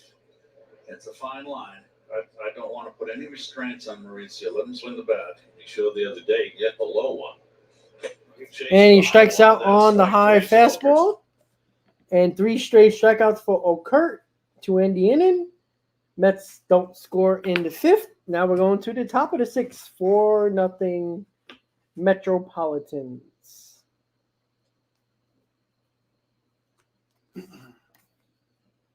All right, guys. Here we go. So the Marlins will have up 2-3-4. Bell, Berger, Dela Cruz. Yeah, like I said, the Mets are going to have a lot of options. And again, the Mets are in a better position than they were prior to the deadline this year. Right? They don't only have to spend money to, try to get some pitchers in here. Right? We all know about Shohei Ohtani, who's not going to pitch next year. We all heard about Yamamoto, who everybody believes the Mets are going to make the highest offer to. So that's always a good sign. You get him. I still believe Eduardo Rodriguez of Detroit, he's opting out of that contract. I believe he's going to opt out. And he's a guy that can be an ace of a staff. Absolutely. And he wants to be on the East Coast. So that's something you have to watch out for, too. Again, I'm not a fan of Nola. I don't trust Blake Snell. I never trust a pitcher like that who's had injury-plagued seasons the last 4 seasons and never goes deep into a ball game, and he's going to look for a long, big-time deal. And his best year in about 5 years isn't a contract year. I worry about that. Aaron Nola, I don't trust at all. The Phillies are not going to re-sign him, and that should tell you all you need to know about Aaron Nola. So there's a lot of ways the Mets can go about it. I think they're going to trade for a starting pitcher. It might not be Corbin Burns. It might be somebody else. It might be Dylan Cease of the White Sox. That might be another option as well. But once we get to that point and we're more established, because I think the White Sox are going to break it up. Luis Robert is another guy that people have been talking about with the Mets, putting him in left field. That would work out pretty well. Maybe you can get Luis Robert and Dylan Cease in a package deal. All right, top of the 6th, 4-0 Mets. Hitting from his better side of the plate. And takes that curve for a strike, and it's 0-2. So that's 2 curves in a row that Lucchese's thrown in the strike zone, something we haven't seen a lot in his last few starts. He's mostly been out of the zone with that pitch. But he's quickly gotten ahead of Bill 0-2 with Jake Berger on deck, and then Brian De La Cruz in the 6th. He throws 3 curves in a row, that one out of the strike zone. It has certainly been one of the surprises of the year. Joey Lucchese coming back from Tommy John surgery and pitching as well as he has virtually every time he's been called upon.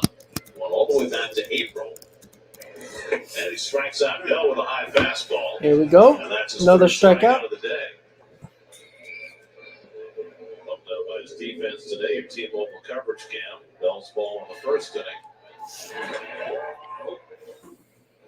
Escaped injury there in that right knee on that wet grass.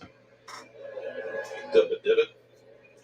Later replaced by the grounds crew. It's like playing in the British Open. Watching the British Open on TV the few times that I have, it often looks like they're playing on the surface of the moon. It's, yes, more on the moors. Looking for the hound. Jake Berger had a base hit up the middle his last time up, and he gets a chirp and fouls it back, and it's 0-2. I love the British Open. I love it when it's in inclement weather, and they got to really play when it's windy and wet.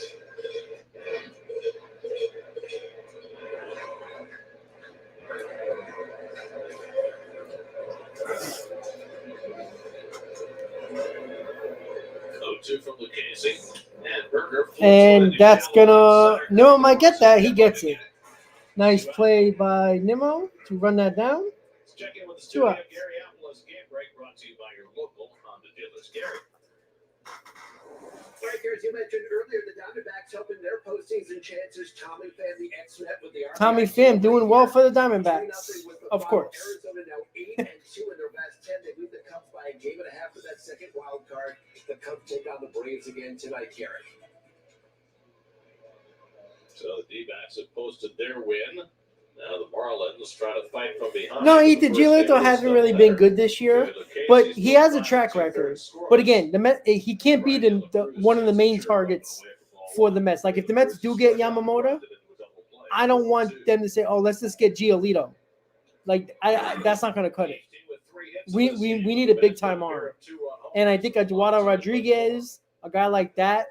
I still believe the Mets are going to trade for a starting pitcher, a top line starting pitcher. If that's Dylan Cease, Corbin Burns, I think they're going to make a deal like that. Give it just 3 hits. I don't know who it's going to be, but I do believe the Mets are going to make a big-time trade. Can't bring all these prospects in because they're all not going to be able to fit on a roster. You got to use them in a trade, at least some of them in a trade. That's when you got to evaluate the right players, who you want to keep, and who you're willing to trade. We expected the Marlins this year to be in the position that they're in. Just a half game out of the last wild card spot with half a dozen games to go.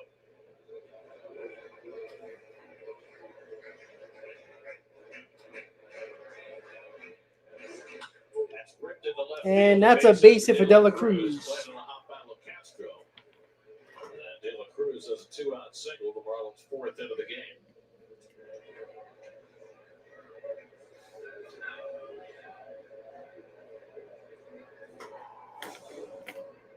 Oh, that's all the chirp. Oh, that funky grip. It didn't get on top of that one enough. Kind of laid flat there, broke flat. Unique grip, I'll say. Unique action, unique name. Another fastball inside to a right-hand hitter that they feel it sneaks up on them.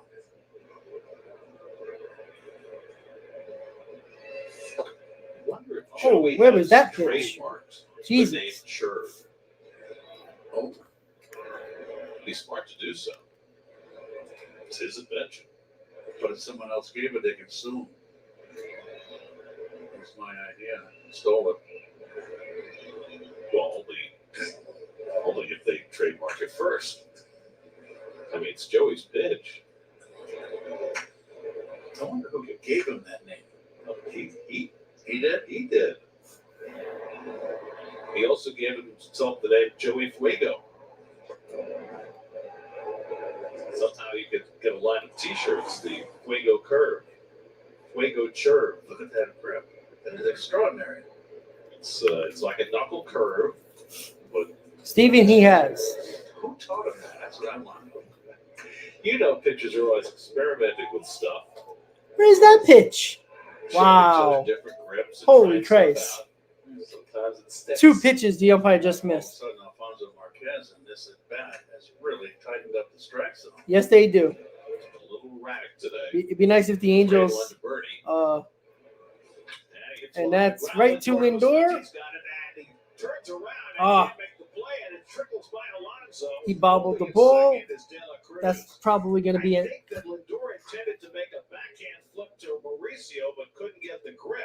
Damn. Then spun around and tried to get the. I wonder if they're gonna outside. call that a That's base exactly hit. correct, Gary. We've seen him make this play before. He just, in the exchange, couldn't get it out. And there's no way after that. What are they going to from call that? Birdie.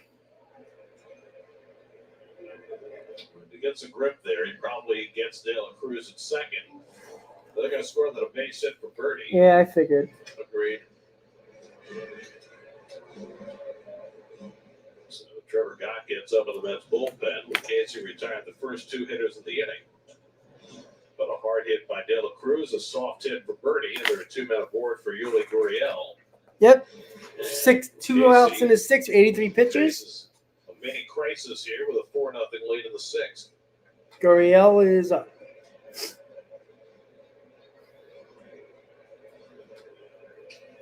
Gurriel is 0 for 2. He's fouled out and grounded out. 5 hits now for Miami. No, I don't think it's Angel He's Hernandez. thrown as many as 99 in the start this year, 88 in his last start against Miami. And he pops it up. Alonso's going to get it. There we go. Side retired. Took Lucchesi just 1 pitch to find his way out of trouble. He's got 6 scoreless.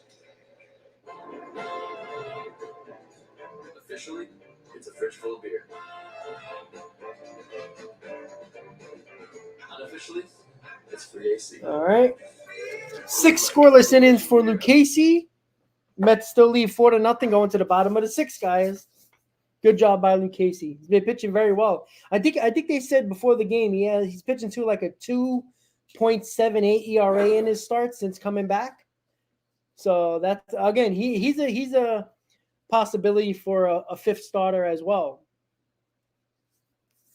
for next year. But again, it's going to be a lot. It depends on what the Mets do this offseason, pitching wise. Until we know exactly what the Mets do pitching wise, free agents, trades, and all that, then we'll have a better idea of you're also going to need depth, right? There's always injuries. And if you're going to watch the game tonight, Kodai Senga is pitching for the Mets, his last start of the year in the 2nd game. So you get to see Senga one last time. We'll see if he can pitch well again, and he'll have an under 3 ERA. That's something that I don't think a lot of people believe would happen this year, but again, he's figured things out, and he's been our best pitcher. So that's a great sign to see. And again, I have no problem with Kodai Senga being a number 2 starter. We just got to find an ace. Who is that going to be? That's going to be interesting. We'll have to wait and see for that. So if you are going to any of the last couple of Mets games, the Mets are giving away a Buck Showalter pullover, a fanny pack, and a tie-dye bandana for the last 3 giveaways of the year. So we'll see. I don't know. I might just go to all 3 games. I want those giveaways. So Bottom of the 6th coming up. Mets lead 4-0. Marlins got 5 hits. The Mets got 3. 2 home runs for the Mets to give the 4 runs. Alonso and Lindor, and Alonso's leading off in the bottom of the 6th. JT Chavois, who makes his 44th appearance of the year. He had a 2-run homer in the first to break a 44 plate appearance drought. And then he had a base hit to right center and scored in front of Lindor's home run in the 3rd. And the numbers on Chavois. It was a nice season out of the bullpen for Tampa Bay Ray.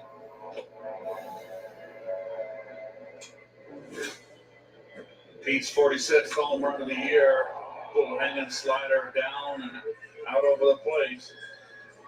He just kind of broke out of a slump. 2 for 2 on the day. We know that Pete has the Mets single-season home run record. He had 53 as a rookie in 2019, and now he has the second best home run season by a Met with 46 this year. Also second. Oh, that's good coffee. That's cool. So we thought it would be instructive to go and look. And Alonso hits one down the first base line. That might be a double. And it is. 3 for 3, Pete Alonso today. And a base hit to right center, a soft hit over the first base bag, and it's a double for Alonso, his 20th two-base hit of the year. Got jammed. Slider backed up inside, but he's so strong. Look at him just muscle that ball down the right field line. Well, giving Alonso a look like, really? That's how you're going to get a double against him? Don't hang the slider. Is Lindor, who had his 28th home run, batting right-handed his last time up. So we thought we'd look at players who have the 2 best single-season home run numbers for their franchise. And they're more than you'd expect. There are actually 8 franchises where one player has the top 2 home run seasons.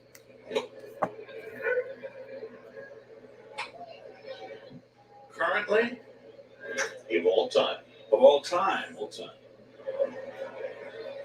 Sammy Sosa, top 2 home run seasons for the Cubs. Prince Fielder has the top 2 for the Brewers. Harmon Killebrew has the top 2 for the Landon Twins. MVP for the NL. Probably, I would have to say Acuna. For the Mariners. Mark McGwire for the Ethan, yeah, good Cardinals. call. He only needs a triple. Alex Rodriguez for Texas. Well, he's definitely going to get one more at bat. So 8 franchises have a player who has their top 2 single-season home run products. And Alonso is one of those 8. A lot more to come, you know. Slider, this is outside. It's 3-1 to Lindor.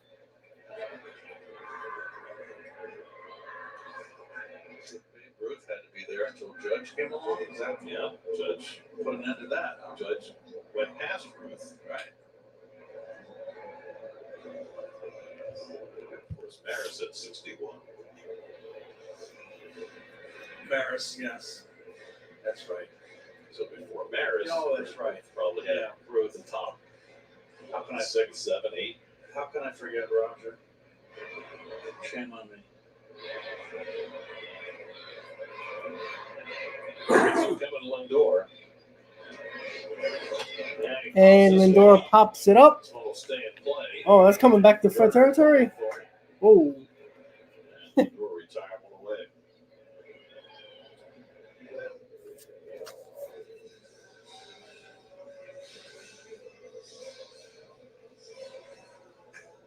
So 1 out, Alonso still in second. Here's Mark Vientos, who's flied to center and struck out 0 for 2. So I have a question. Easy. It's great. I would recommend it if you've never been there before. Milwaukee Brewers and Prince Fielder. Put them in the same With the Braves? No. Braves are good for the Braves. Yeah, that's right. Okay. I mean, Matt Olson said. You know, it's a small town. There's not a lot to do. The single But if you go during the beginning games of spring training, the 7 line will be there. So that's always a party.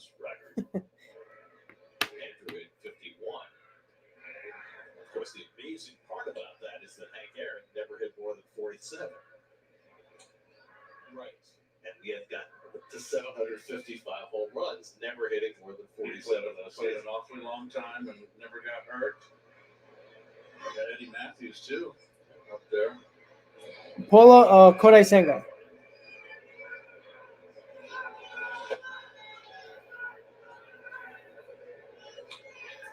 Braves single season leaders. Yeah, that's pretty awesome right there. 47 and 46. From Eddie Matthews. Yeah, but it's not as good as 53 and 46. Yeah, I hear Here's what Alonso's I done. hear you. I hear you. By the way, speaking of players who played a long time with great distinction, baseball world the last Easy. 24 I haven't really checked Airbnbs hours, in Port St. Lucie, but the hotels are not cheap nobody because there's not a lot of hotels around the facilities. Like usually, I stay in Orlando and I drive down I drive to Port St. Lucie. Oh, that's gone. Goodbye. Dead center. 2-run homer for Mark Vientos.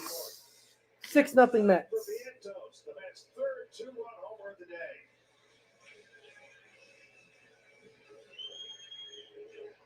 That was a shot. Well, he had 2-1 game against the Marlins, the last game of the series in Miami. And now Vientos unloads one to center field.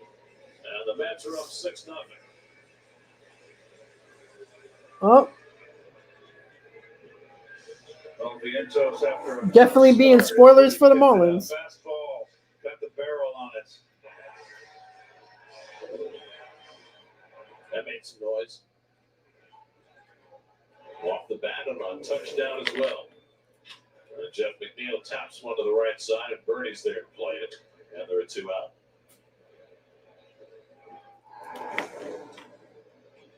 Fastball, wanted to get it in and didn't get it in enough. Yeah, that was a shot. That was a little, Vientos I would call it disappointed. left center for sure. That was a shot. 8 players with 10 or more home runs. Now Vientos and Beatty each have 9. Alvarez up with 2 outs. 10 players with 10 or more home runs with good finish. Yeah, easy. When it comes to the hotels, I mean, they're not cheap. There's a I forgot what it's called. The hotel. Alvarez has walked in and come back. It's like an inn. I forgot what it's called. Damn. I actually stayed there for a day driving from Orlando. Damn. I forgot what it's called. Let me see. Hold on, guys. 1 second, guys. Let me see if I can check my history.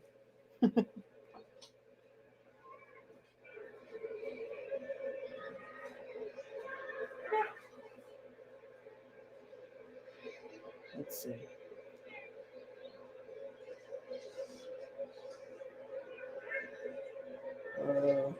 Hold on. Let me find where I stayed. It's like it's like 2 blocks away from the Mets facility, spring training facility, and he strikes out, but not before Mark Vientos hits another 2-run homer for the Mets. Mets lead 6-0 going to the top of the 7th. There we go. Like to see it, guys. Like to see it. It's 2 hits. 0-0. There we go. So 6-0 Mets going to the top of the 7th. Mets are definitely spoiling the Marlins' hopes of a playoff spot. I like that. Can't complain about that. Hold on, guys. Let me just find out. Past. I know I forgot where I booked it. But easy, I'll give you an answer. Here we go. Port St. Lucie. Here we go. Give me a second. And if you're going to Port St. Lucie, you got to fly into West Palm Beach. And that's like an hour away from 45 minutes to an hour away from Port St. Lucie. So you're probably going to have to drive. Rent a car. It's your best bet. Okay, so I stayed at the Mainstay Suites at PGA Village in Port St. Lucie. It's like 2 blocks. It's like 5 minutes away from the Mets spring training facility. That's where I stayed. I stayed in Orlando because there's more to do in Orlando. And I drove down to Port St. Lucie for the first game of the spring training year with the 7 line. So if you want, I'll let you guys know what trips I'll be doing next year. Spring training,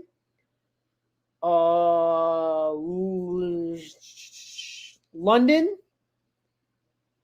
Texas, and Chicago, the White Sox. So that's what I'll be doing next year. Most likely. And Philadelphia might be trickled in. Washington might be trickled in. We'll see how that goes. All right. So we're going to the top of the 7. Mets lead 6-0. 3 2-run home runs by the Mets. And Lucchese's still in the ball game. I like to see that. Hey, Consuelo, how you doing? With the glove as well as the bat, the series MVP. Are you all partied out? Really his national coming out party, but he was a great player for a long time. Dennis Chisholm turned one foul. Ethan, no. But I don't go by the past. I just think if you're a good pitcher, you're a good pitcher, to be honest. And why can't the Mets be the first, right? Great pitching staff. Now, he always had the sawed-off visor on that helmet, remember? Do you remember that? Yeah. And he did not like, he said it bothered him, and it was a distraction. I asked him why, so he had it cut where it was really, really, really tight. It was a weird look, but hey, it had hits in it. I think that because he was such an extraordinary defender, when he won 16 goals, Exactly, Ethan. I think sometimes his offense gets underrated. He was a terrific RBI guy, not the home run hitter that Frank and Boog were, but he was the guy you wanted up in the big spot. Well, I know he drove in 100 runs more than a few times in his career. He was a great clutch hitter. I remember the series. Consuelo, yes. Bangs went up the middle for a base hit. No, they pick one, but it can be a pitcher as well, Consuelo. So Chisholm gets a leadoff double for the Marlins. 1970, I would have been a junior in high school. I would have been 16 years old, close to 17, because the World Series was in October. And he made all those plays, and then he made that play down the line off the bat of Lee May. And he just sat there and go, "You got to be kidding me!" I mean, it was just like Clemente's series. Yeah, well, the very next year, correct? Yeah, I mean, Johnny Bench said we hit 14 balls his way, and we couldn't get anything through. No matter how hard we hit it, he caught everything. Yep, that was the case. After his Orioles had been thwarted by the Mets the year before, they were World Series champions for a second time in 5 years in 1970. 18-time All-Star. We're talking about Brooks Robinson, with the Orioles, who passed away a couple of days ago. The first great Oriole. I mean, right when they came over from St. Louis. Oof, that's a shot. And that's going to be the first run of the ball game for the Marlins. So back-to-back doubles for Miami, and it's now 6-1 New York. As the Marlins, in every game of great import, trying to pull off a big comeback. And Buck Showalter's going to make a pitching change. So Lucchese couldn't get through 7? Well, I believe the Orioles won 108 games in 69, and that's going to be it for Joe, or 109. They came back the next year and won 108, I believe. Good job by Lucchese today. Well done by Joey Lucchese. Another strong start for Joey as he finishes his season on another terrific uptick. So great start by Lucchese. 6+ innings. Change for the Mets. How many hits? All right, pitch and change happening. So 3, 4, 5, 6, 7 hits. I don't know how many runs yet because he's still got one more runner counted to him. How many walks? He got 1, 2 walks. Strikeouts. 1, 2, 3 strikeouts. Good performance. Let's see who they're going to bring in the 7th. And he'll be facing Hampson.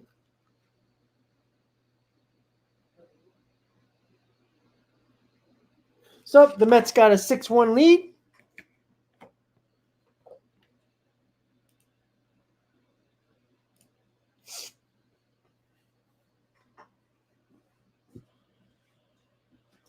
Easy, he might, but again, you got to put pitchers in a situation where they're going to succeed.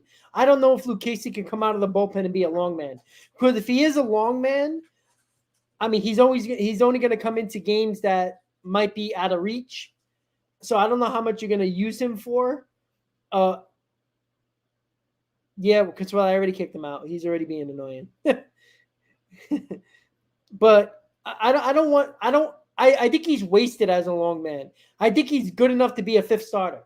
Again, I always see it as there's going to be the Mets are going to have enough pitchers depth wise once it's all said and done. Free agency trades, they're going to have enough starting pitchers.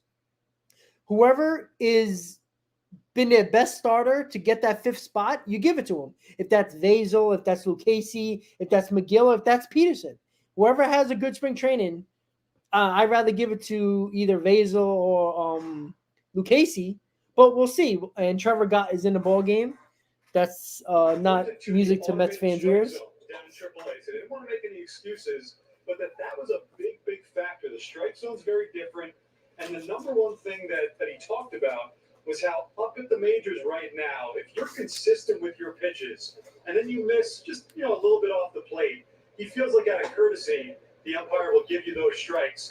But down with those automated systems, it's cut and dry. It's totally black and white. And so, Joey, as you wouldn't be surprised if most pitchers thinking the same way, not a fan of those automated strike zones, and he feels like it's made a huge difference not having it when he's been up here. Well, we've heard that a lot from people who've gone back and forth between AAA and the majors this year. You can say the same about Jose Butto, much more successful in the big leagues than he has been in the minor leagues this year. And clearly before the automatic ball strike system gets to the big leagues, they're going to have to work out the kinks.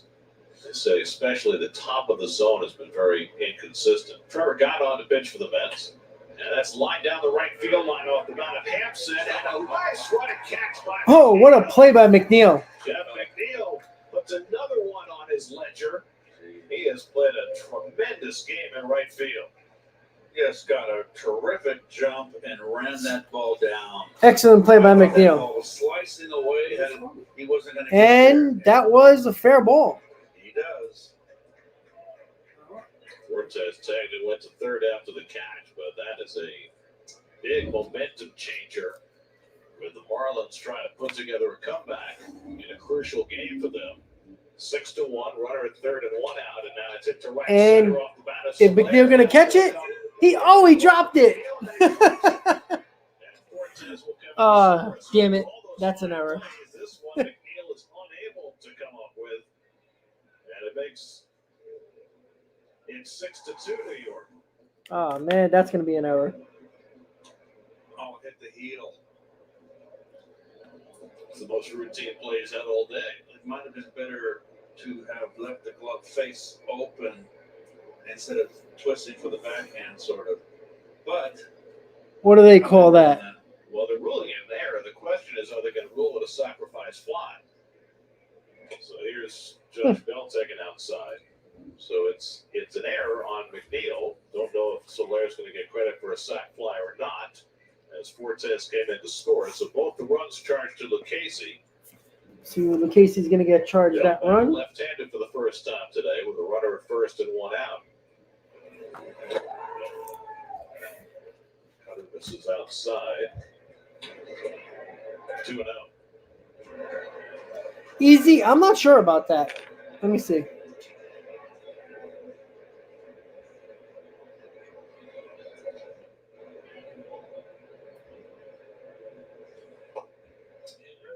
I'll let you know right now. It's 2-1. And Emmanuel De Jesus was just called up yesterday.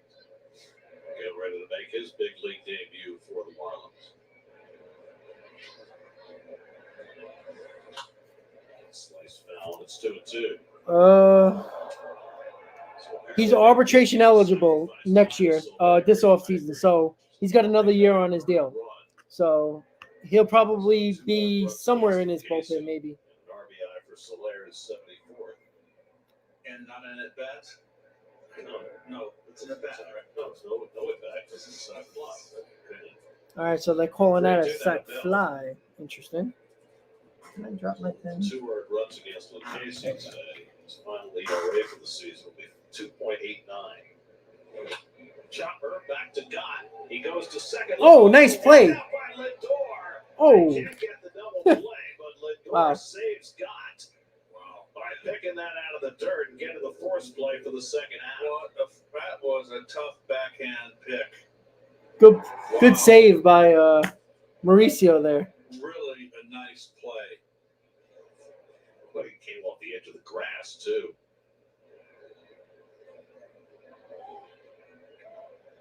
Well done.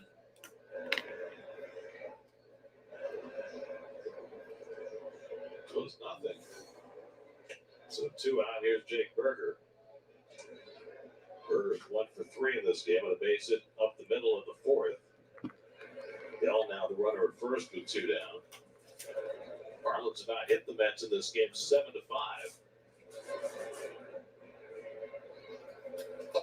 Mets have had 3 swings and 6 runs. 2 run homers by Alonso, Lindor, and Vientos. Easy, that wasn't pretty.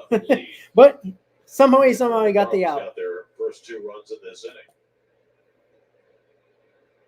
And now got behind on Berger, a dangerous hitter, 2-0. And he takes a swing and just got a piece of it, 2-1.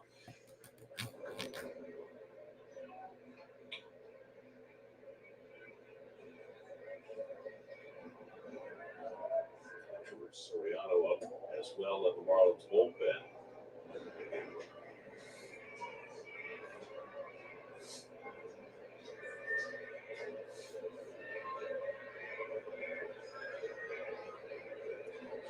And Berger loops one to the left. That's going to fall. And that's going to be a base hit. Dell pulls Jeez. it second. So the 3rd hit of the inning for Miami.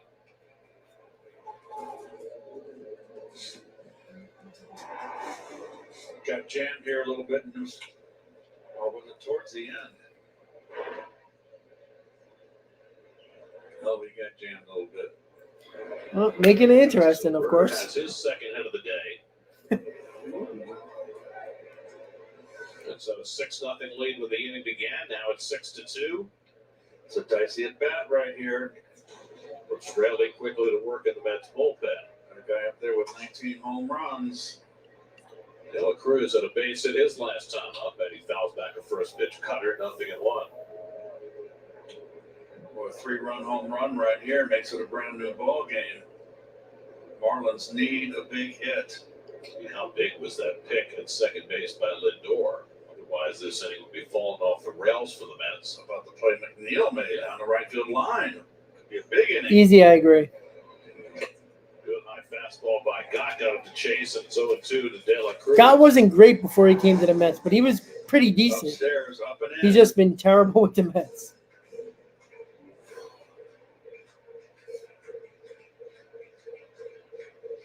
Not coming off a scoreless inning Sunday, trying to put this inning to bed.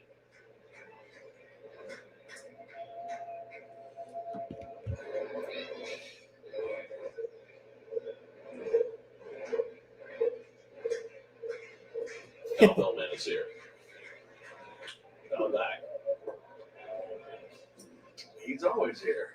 Yeah, but you can hear him a lot clearer today. That reminded me of Cleveland, the guy that used to sit in the right field bleachers. John Adams With the big drum, tom-toms.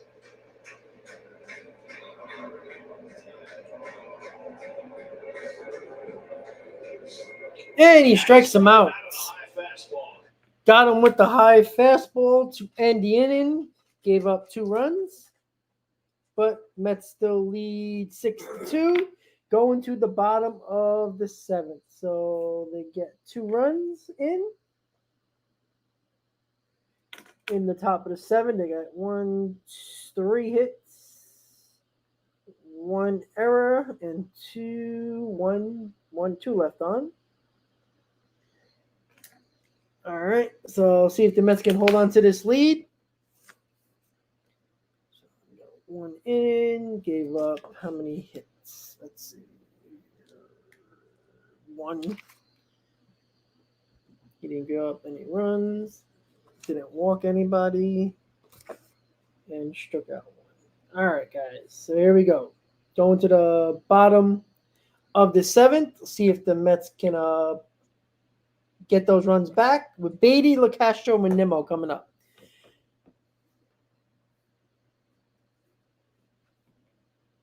Yeah, easy, but you know what though? When it comes to bullpen arms, though, like seriously, like Trevor Gott could be bad. Like same thing with David Robinson.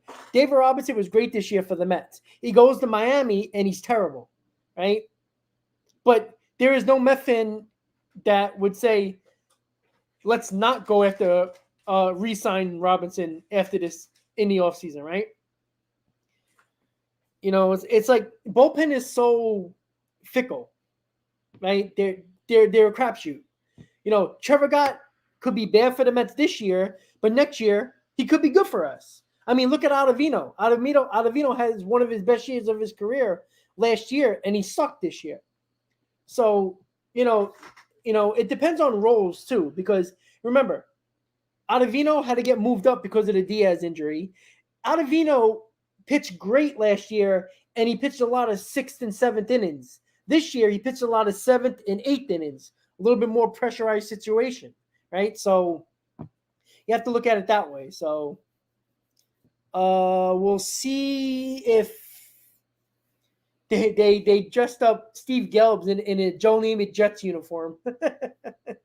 And Keith Hernandez is turning 70, and they have him with a birthday cake hat. They got Gary Cohen with a Seton Hall collar shirt, and of course, Ron Darling with the TBS microphone.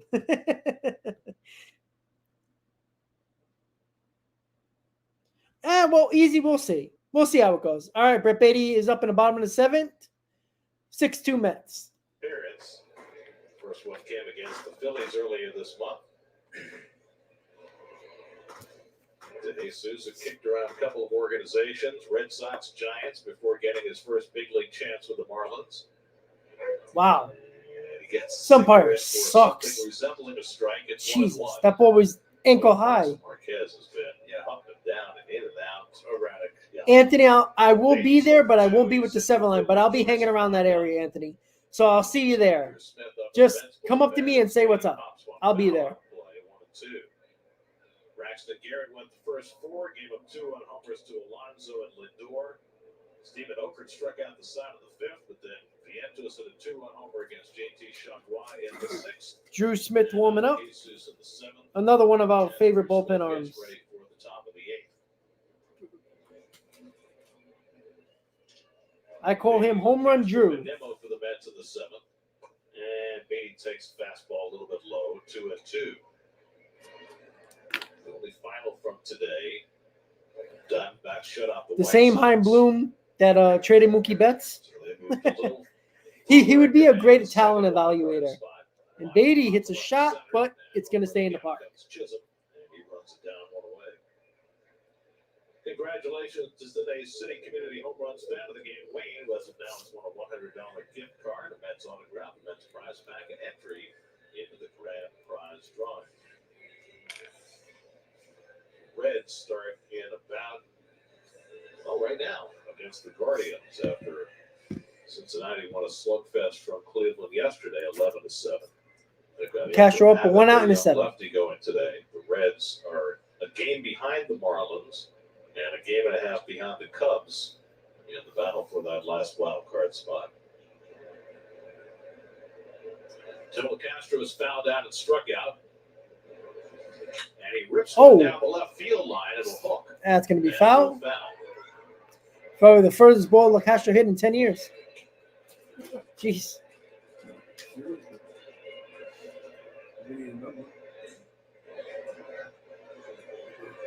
Oh, wow.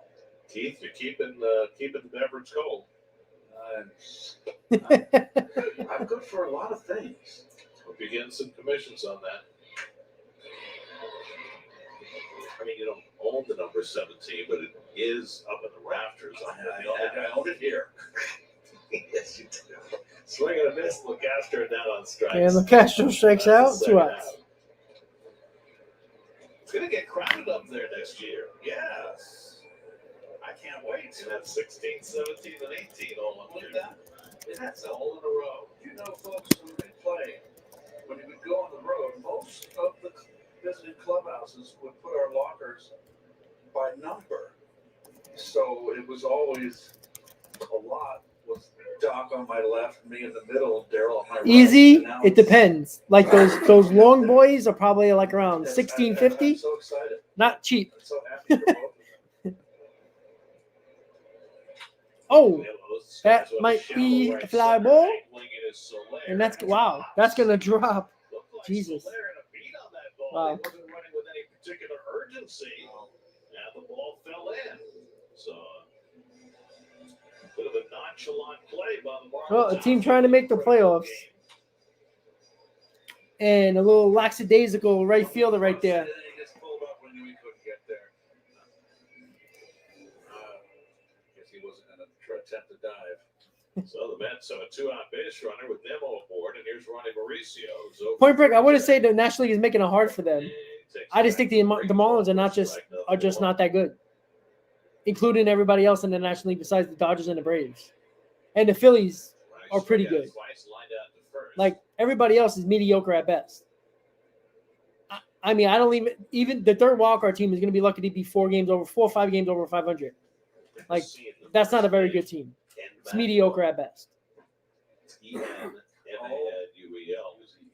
Again, all these teams, the Cubs, the Diamondbacks, the Marlins, the Reds, all these teams had a 2-week stretch where they had outstanding records. Other than that, they've been a lot of 5-5, 4-6, 6-4. Easy, I agree. But you know what, though? I like him as a DH, though. That's for sure. Anthony, yes, we were. It was loud as hell in Miami. Is he going to beat it out? Safe. Yeah. Good job. So Mauricio's got himself an infield hit, and the Mets have 2 men on. Good hustle by Mauricio. Marlins will not challenge the call. And he beat it by around a half step. Nice play by Berger. And that's that third baseman. They play him so deep now. That little chop in front. A lot of base hits there. You can do it. Well, Pete Alonso needs a triple for the cycle. He did a 2-run homer in the first. All right, let's see if Pete can get that triple. The third. Got to hit it in the gap. The first base bag in the 6th. He scored 3 runs. He's driven in 2. Oh! Damn. It's a base hit, though. 4 for 4 for Pete. The bases loaded with 2 out. So Alonso, a 4-hit game. He has 1 career 5-hit game, and that's his 5th 4-hit game. His first this year. So amazing what an off day will do. And an off day spent. Bases loaded with 2 outs Oh, he had an off day before that, too. for Lindor. 2 days off, yes. Well, Pete had 3 hits in his previous 38 at-bats, but he's 4 for 4 today. Point Break. Now Lindor already has a 2-run homer batting right-handed in this game, and he swings over the curveball, 0-1. Lindor asked for time after that swinging strike. The home run for Lindor was his 28th of the year. He's been very vocal about wanting to get to 30-30 for the first time. He's already got 30 steals. Now he needs 2 more home runs.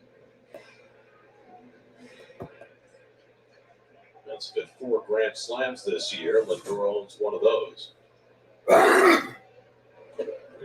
Yeah, Point Break. I went to game 2 and 3 of the wild card. Fortes, and it's 1-1.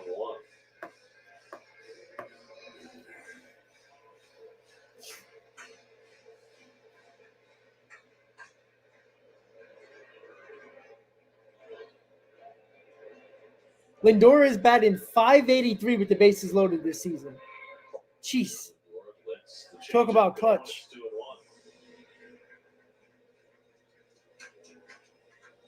DeJesus retired the first 2 hitters in the inning, but consecutive singles by VENMO, Mauricio, and Alonso have filled the bases with 2 down.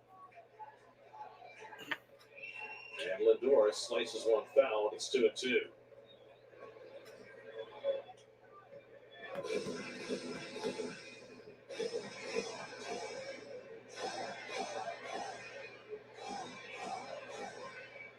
Six-year-old and 9-year-old DeJesus in just his 2nd big league appearance, trying to get a key out for the Marlins. And that's a base hit. That's 2 runs. Got those 2 runs right back. Here we go. He's got a 4 RBI day, and the Mets get the 2 runs right back. It's 8-2 There we New go. York. 2-out rally here. So the failure to make the play on Nimmo's blue pin opened the door, and the Mets have crashed right through. Pull it up the middle. Marissa with his speed 2 outs on contact, no doubt. So 4 straight There we go. 2-out hits for New York. And Lindor now with 94 runs batted in. He had 103 last year. He need a big finish to get to 100 again, but 94 is a nice number. Good job. 4 RBIs for Lindor. Soler did not get to that ball that Nimmo hit to start the inning. And that started it tumbling downward for the Marlins, who sliced into the Mets lead with a couple of runs to the top of the Well, inning. Don, The Mets listen. get the 2 runs Are the right Cubs back. going to make it? Well, it's going to be tight. I think it's going to come down to the last game on Sunday, to be honest. 4 runs with 2 outs. And I know as a fan of this teams, it would suck, but I think the Cubs are going to make it 2 out of 2 on. because I think the Marlins are going to fall apart, so that's going to help the Cubs a little bit. And I think the Cubs are facing. Are the Cubs facing Arizona? No, right? Yeah. So yeah, the Braves and the Brewers. Not going to be easy for the Cubs. They got a tough road, but they got the Braves and the Brewers who are going to be setting up for the playoffs, so they might be resting some guys. Well, they have 4 deuces and 3-0. How long do they go? Adana, I think it's a crapshoot, to be honest with you. I think if you make the playoffs, anybody can win it. All you got to do is get hot at the right time. That's all you need. We've seen it how many years in a row? Vientos is up, 8-2 Mets. 6-run lead again for the Mets. Yeah, that fastball misses to Vientos at a 3-1. Spectrum high-speed hitting for today. Pete Alonso was the 2 hardest hit balls of the day, and Vientos not far behind.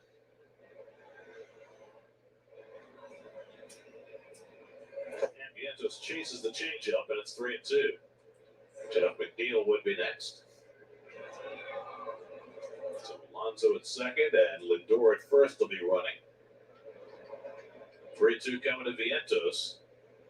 And Mark takes And that's ball 4. The bases once again are loaded. So 4 straight hits and now a walk issued by De Jesus. There's nobody up in the Marlins bullpen behind him. Skip Schumacher's got another game to play today. He may be cutting his losses here. Yep. It got really hard to punt a game when you're in the position the Marlins are in. They can ill afford a double loss. All right, bases loaded, 2 outs, 8-2 Mets, bottom 7. McNeil, ground ball. That's going to be trouble. Oh, he dropped it. Gurriel drops the ball. Jesus. Freaking bad news Bears here. What a strange play. Wow. Ball was spinning off the bat of McNeil. De Jesus got to it, threw from his knees, looked like they get him, but Gurriel picked his foot up too soon. And the Mets get another run. Now Gurriel dropped the ball.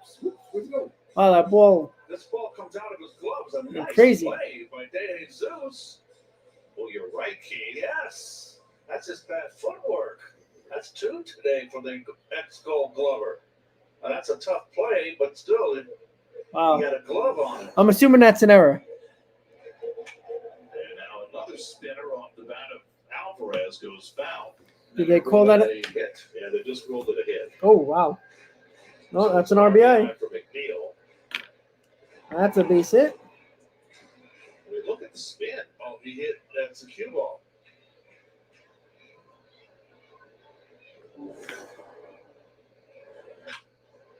And as a result, Alonso came home with the 3rd run of the inning. It's the 4th run that Alonso has scored today. First time in his career that Pete has scored 4 runs in a game. And that's now with a 9-2 lead. 4 hits, 4 runs scored, 2 RBIs for Alonso today. Alvarez, the 9th man up in the inning. And he chases the changeup for strike 3. Inning over, but the Mets regain control of this game. They lead 9-2 after 7. All right, so we're going to the top of the 8th. Mets got a 7-run lead, 9 runs, 9-2 Mets. So they score 1, 2, 3 more runs there. Very nice, very nice. So Dave Seuss got rocked. How many hits did he give up? 1, 2, 3, 4, 5 hits. Damn, that's a terrible inning. And he walks, 1 walk, right? 1 walk. 1 walk, and I think 1 strikeout. There we go. So, going to the top of the 8th, Birdie, Gurriel, and Chisholm for the Marlins. And Drew Smith is coming in the ballgame in the 8th. Well, Paula, that's what I've been saying. I've been saying that again. I wish we knocked the Marlins out of the playoffs. We sweep them here. I think they're all but done. And for all the years they broke our hearts and crushed our souls, knocking us out of the playoffs. We all know about 07 and 08. Yeah, good for them. I hope we knock them out of the playoffs.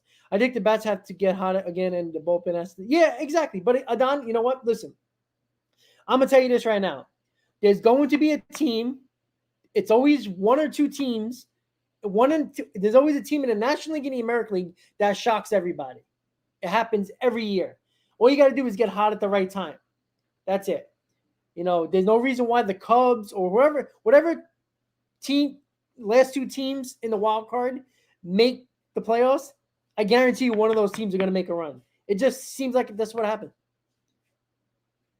Adon, I think it all depends on what they're going to do in this offseason. I think they're going to be contenders, that's for sure. They're gonna fight for the playoffs, guaranteed. They're not better than the Braves, but you don't have to be better than the Braves to make the playoffs. And again, just because the Braves are the best team in baseball does not mean they're just going to win the World Series. It usually doesn't happen like that. So, once again, guys, the Mets are playing a doubleheader today. The next game is going to start about a half hour after the first game. Kodai Senga is pitching game 2. The Mets have a 6-run lead 9-3, going into the top of the 8th. And the Mets will have Beatty leading off the inning. Drew Smith in the ball game for the Metropolitans. I'll be right back, guys. Scoreless inning.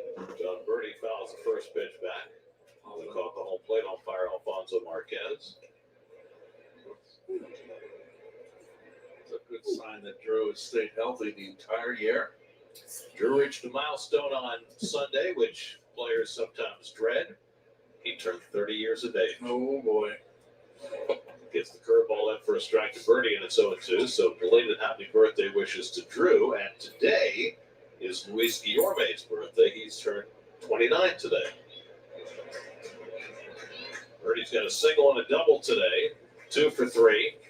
And he fouls back the fastball from Smith. 0-2. Joey Lucchesi, 6 innings plus, 2 runs, 7 hits, 2 walks, 3 strikeouts. Start to finish, Mets have gotten everything they could have asked for out of Joey Lucchesi, going all the way back to that first start against the Giants in April. It was his first outing coming off Tommy John surgery, and he came in to help out a beleaguered Mets rotation early in the season and turned in 7 scoreless innings. And virtually every time he's been called upon this year, he has done something similar. And it looks like he's going to go a good chance, a very, very good chance, and going 4-0 on the year. Well, here's a note on that.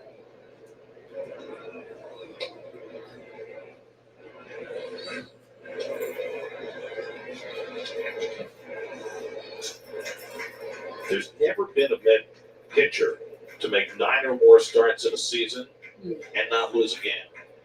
Really? So Lucchesi will become the first Met starting pitcher ever to make 9 or more starts and finish the year with no losses. Wow. He'll either be 3-0 or more likely 4-0 at the end of the night. 1-2 coming to Birdie. And he just missed outside with the fastball, 2-2. Billy Gurriel is on deck, and then Jazz Chisholm. Trevor Gott allowed an inherited runner to score, but no runs and 1 hit on his ledger in his inning of work. Yeah, Birdie lifts one to right. Another chance for McNeil coming on. And McNeil dives, but he can't make the catch. Birdie to second. He'll take the turn. He's going to try for 3. And he'll make it safely with a triple. So Birdie with a double, a single, and now his 3rd triple of the year. As McNeil came up empty on the dive. It's been a busy afternoon in right field for McNeil, good and bad. Well, good effort here. Not a chance to get out. It might have been better just to do what Soler did in the last half inning, pull up.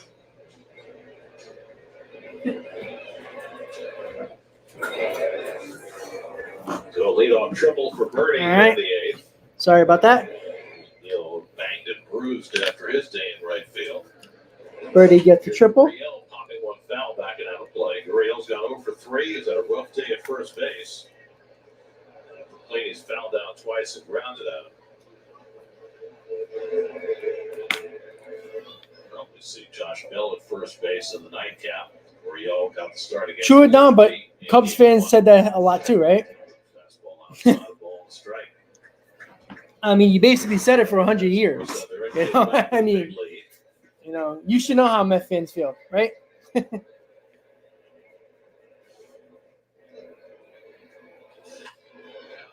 And that's a fly ball. It's shallow. I don't think Birdie's going to try it.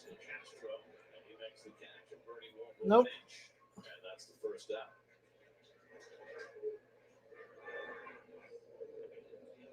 Boy, as a hitter, you got to sacrifice flying a runner on 3rd, less than 2 outs, and you don't get him in. You just really get you angry. Remember, the Cubs were the lovable losers for a very long time. So having a doubleheader today, we get to see the start of an absolutely spectacular New York sunset. Right. Jazz Chisholm takes curveball down for ball 1. Chisholm had a bunt single and a double against Lucchesi. A rare 2-hit day for him against a left-hander. Anan, you are lucky. Third Yes. with 1 out. So we mentioned that Alonso scored 4 runs today. You know, it's been 3 years since a Met scored 4 runs in a game. Really? Last time it happened was September of 2020 against Toronto in Buffalo. The Mets won a game 18-1, and both Michael Conforto and Wilson Ramos scored 4 runs in that game. Speaking of former Mets, see what Seth Lugo did last night? Lugo came within 1 out of his first Major League complete game, 8 2/3, 123 pitches in beating the Giants 4-0. Last start of the year, I would suppose, for Seth. Was at a very successful transition to the rotation. And that's ball 4. Chisholm was on base for the 3rd time. Lugo 8-7 with a 3.57 ERA. And he always wanted to be a starter. The Padres gave him the opportunity, and he's had a really nice year in accomplishing that. Looks like a fall sun sunset, doesn't it? Complete with airplane. It's the one thing I loved that we didn't play in October. When the season was over, Gary, I would go immediately to the west side of Manhattan and go find a little cafe, have a little glass of wine, and watch the sun go down. Because normally we're taking BP.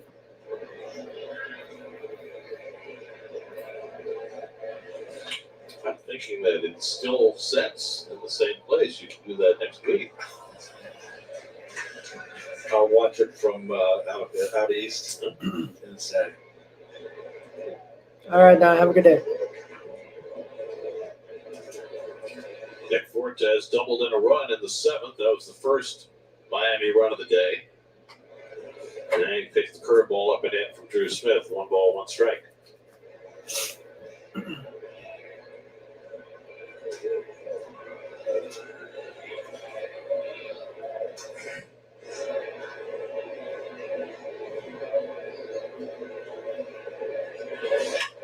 And This that's a one's pop-up. popped up in the shallow right center. Coming on is McNeil. And again, McNeil makes the catch, and Birdie is not going to try it. Second out. So after the leadoff triple, Drew Smith's got a couple of shallow fly balls. 1st and 3rd and 2 out, and the number 9 hitter Garrett Hampson will come up.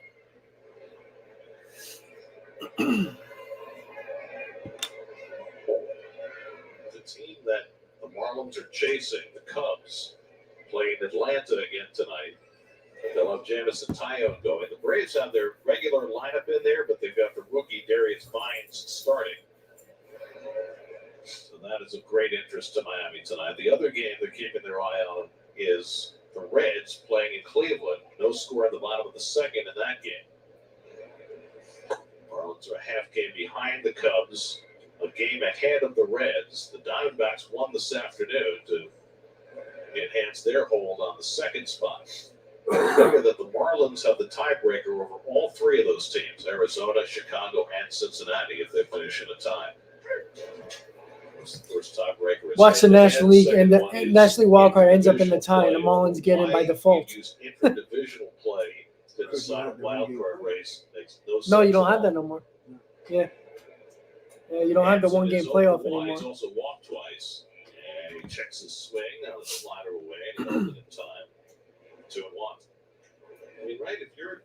If you're battling against a team from a different division, why should your record in your own division be the second tiebreaker? Makes no sense. No. I mean, to settle a divisional race, of course it would make sense, but a bit of a flip on a coin. Well, Deck.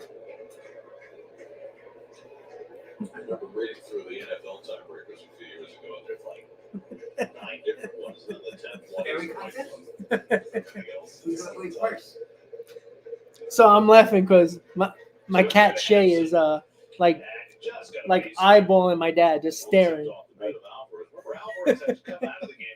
it's a funny image. 3 separate balls were tipped off the end of his hit, which caused a problem with the middle finger on his catching Yeah, hand. Miguel, I understand. But anytime, buddy. I'm glad I can help a little bit. Paula, I was born the year after they won, so I don't have that feeling. The best feeling I had was when they swept the Cubs to get to the World Series. That was it. With runners in scoring position, this was Sunday. The second and the third ones. Same spot. Turned back the nail on his middle finger.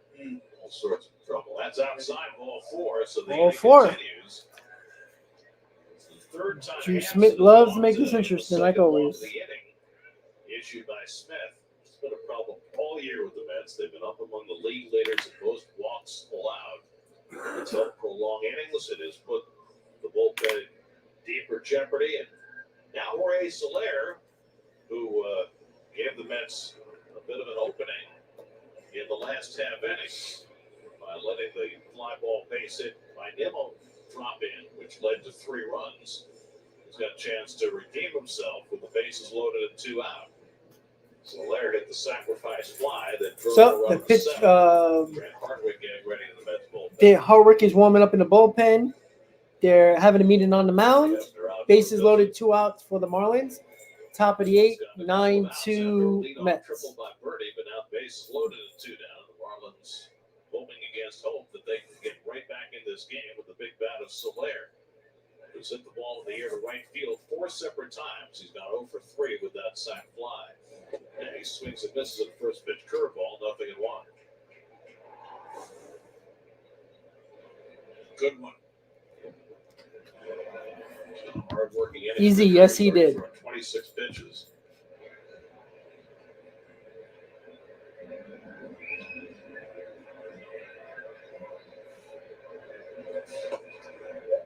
Fastball a little bit low, ball to strike. Soler has 170 career home runs. Only one of them has come with the bases loaded.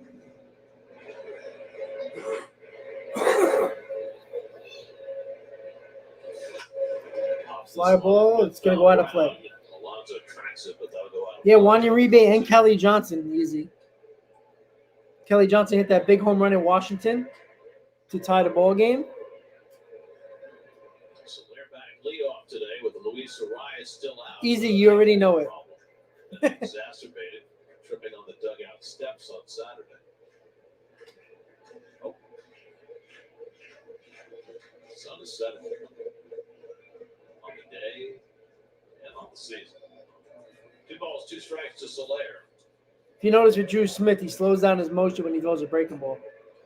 A dead giveaway. Marlins have stranded 8 Does that all the time. already today.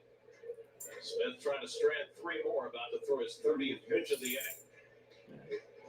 2-2. And Soler fouls it back, and we'll have to do it again. And Soler went down awkwardly on that last swing.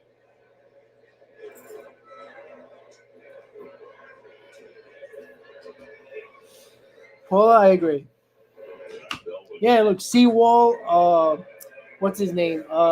He's on the Astros. Oh, what the hell is his name? Oh, my God. Forgot his name.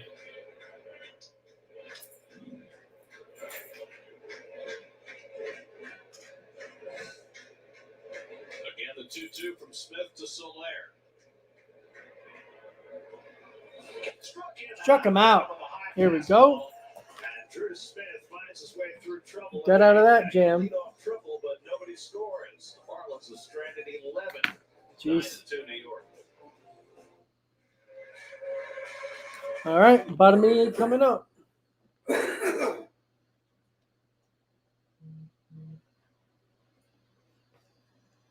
Marlins do not score again. Bottom of the 8 coming up.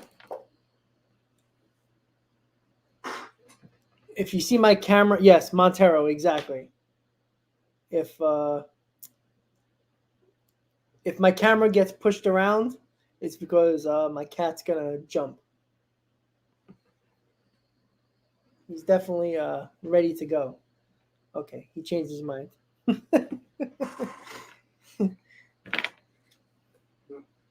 Oh, come on. I don't know what he's trying to do, but all right. He went back up to his tree. He was undecided on what he wanted to do. Yeah, easy. The Mets are giving a windbreaker away tomorrow. Yeah, it's a pretty cool windbreaker. I think I'm going to go the next 3 days to the next 4 days actually. I want to get the windbreaker, the overbody handbag, and the bandana for the Thursday, Friday, Saturday, and then Sunday's the last game of the year. So I'll probably go to that. It's only like $3 a ticket. Like, can't go wrong. And you buy the worst seat in the house, and you can sit in the best seat in the house because nobody's gonna be there. But I will be hanging around on Sunday with the 7 line, just hanging out with everybody. So make sure everybody, if you're going to the game, say what's up. So we're going to the bottom of the 8. Mets lead 9-3. 11 men left on base for the Marlins, and a lot of home runs. 3 2-run home runs by Lindor, Alonso, and Vientos, and a couple of runs trickled in the 7th for the Mets to make it 9-2. Beatty leading off for the Mets. And Manuel De Jesus misses with his first pitch slider. Beatty, Locastro, and Nemo for the Mets in the 8th.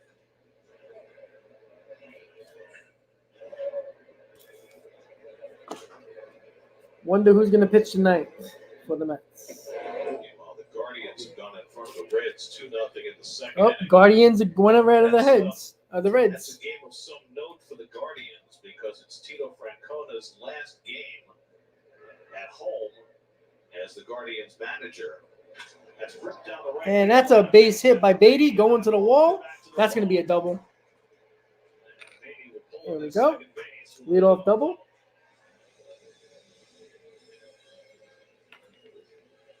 It's the Mets' 11th hit of the day.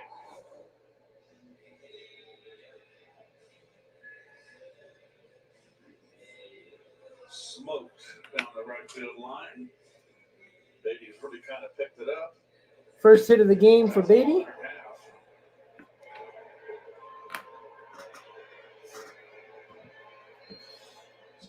Christopher, about the prospects, I don't care what they do past the deadline, to be honest with you.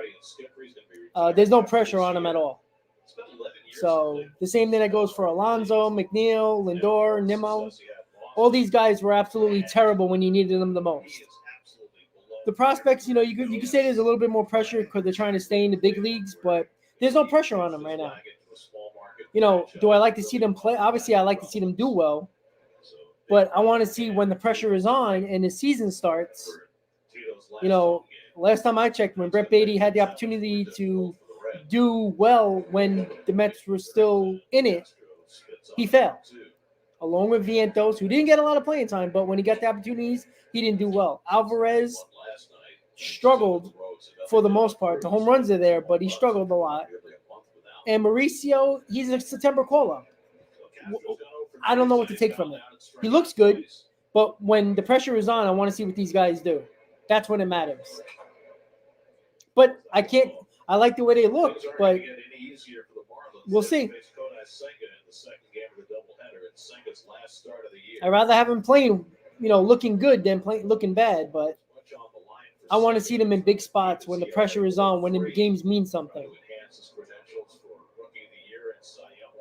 It's a lot easier hitting the baseball when you're not squeezing the bat tighter in a pressure situation in a big spot. Senga's been awfully good in his 3 starts against the Marlins this year. He's drawn all 3 with an ERA just over 2. Including his last week in Miami. 1-2 coming. And that hit with Castro. Of course it does. Doesn't really make much of an effort to get out of the way. That's 6 times now that Castro's been hit. He's only had 47 official at-bats. A big part of his repertoire digs into that one. He turned into it, that's for sure. 102 times. So, first 2 men on in the inning, first and second, nobody out for Nimmo. So the first 2 men on at the bottom of the 8th, and here's Nimmo. He got the Mets 3-run 7th inning started with that pop fly single into shallow right center. Came around to score his 2nd run of the day. Walked to the first inning. No one up in the Marlin bullpen. De Jesus, it's on you. Yeah, they basically punted this game. They're going to concentrate on the 2nd game. It's coming up on Honda Sports Night after Chris, I agree with you, buddy. The show, after the 2nd game, and after the 2nd game, post game, then it will be time for Honda Sports Night. The Jets brought in a new quarterback. Christopher Senga. I missed it. Not a starter. Senga pitching tonight. Wilson's job. Chris, absolutely. Lindor and Pete has had a massive game. Ouch. Brutal. Got it tough on the self-esteem. Pats it off the bag. And that's a base hit down the line. That's going to score 1, maybe 2. And he's going to score. 2 more runs scored. 11-2 Mets. It's a 2-run double for Nimmo. It's now 11-2 New York. That is just some serious loafing right there in that play. I'll cut him slack on the pop-up that dropped, or the blooper that dropped early. But this one, you're fighting for, I don't care if you're down 15-2, you just can't do this.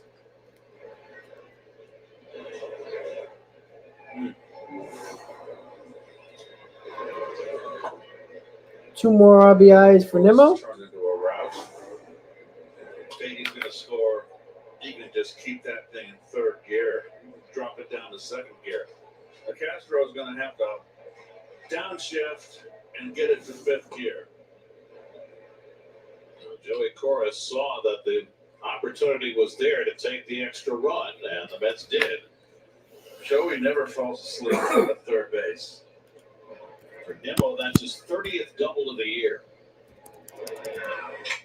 Tapper back to the mound. De Jesus checks the runner and gets Mauricio for the first out. And here's what Joey and Castro saw. Well, it's back to the play. You rely on your coach, your 3rd base coach. Then you take a peek after you're around the bag. Joey's one of the best. Tough last couple of innings for Soler. All right. It's already 6-2 Mets lead before they tacked on these last 5 runs. And now Pete Alonso has a chance for his 2nd career 5. Pete Alonso's going for 5 for 5 and needs a triple for a cycle. He's got 2 triples this year. 7 in his career. 2 triples this year and 7 in his career. All right, Pete. Let's see if Pete can hit one in the gap here. Because you know he's going to go for it if he hits it in the gap. Double today. He scored 4 runs for the first time in his career. He's driven it 2 to get him to 117 for the season.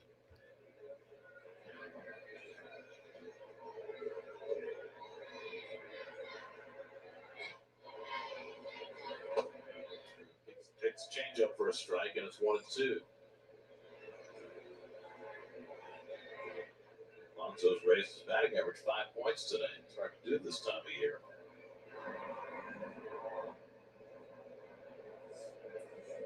And he gets a breaking ball and yanks it fouls. Well, his day started out with a bang. Number 46, 2-run shot. Then he got a nice little base hit right there, and then a little inside-out double right here, and then a bullet to right field. Used the entire field today.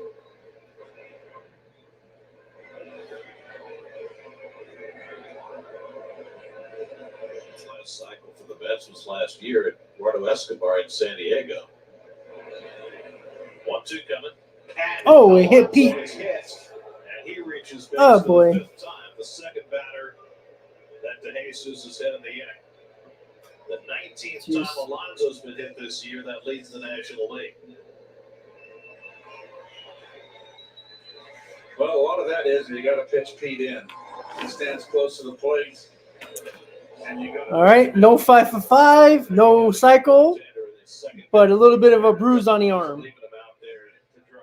Yeah, and he's tired. He's given up 5 runs in 2 innings, and there's nobody up behind him in the bullpen. And Bill Stottlemyre is going to go out there and deliver that message. Hey, kid. Easy, oh These yes. last 2 outs, you got to get them.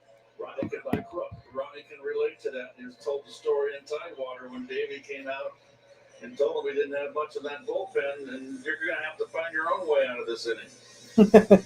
I love that story.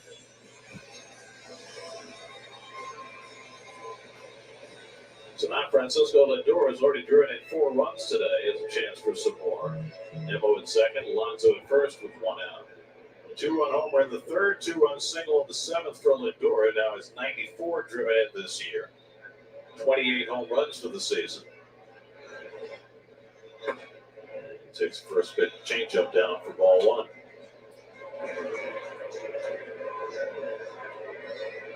Jesus' first big league outing against the Phillies was 4 innings plus, so this is nothing new to him, going multiple innings. Just hasn't gone very well. And now he's behind Lindor 2-0.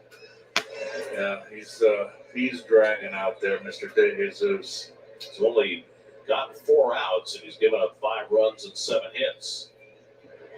It's a tough spot to put a rookie in when you need every game, but Marlins were put in this predicament in part by the rain out yesterday, is that they have to save pitching for the second game and try and salvage a split.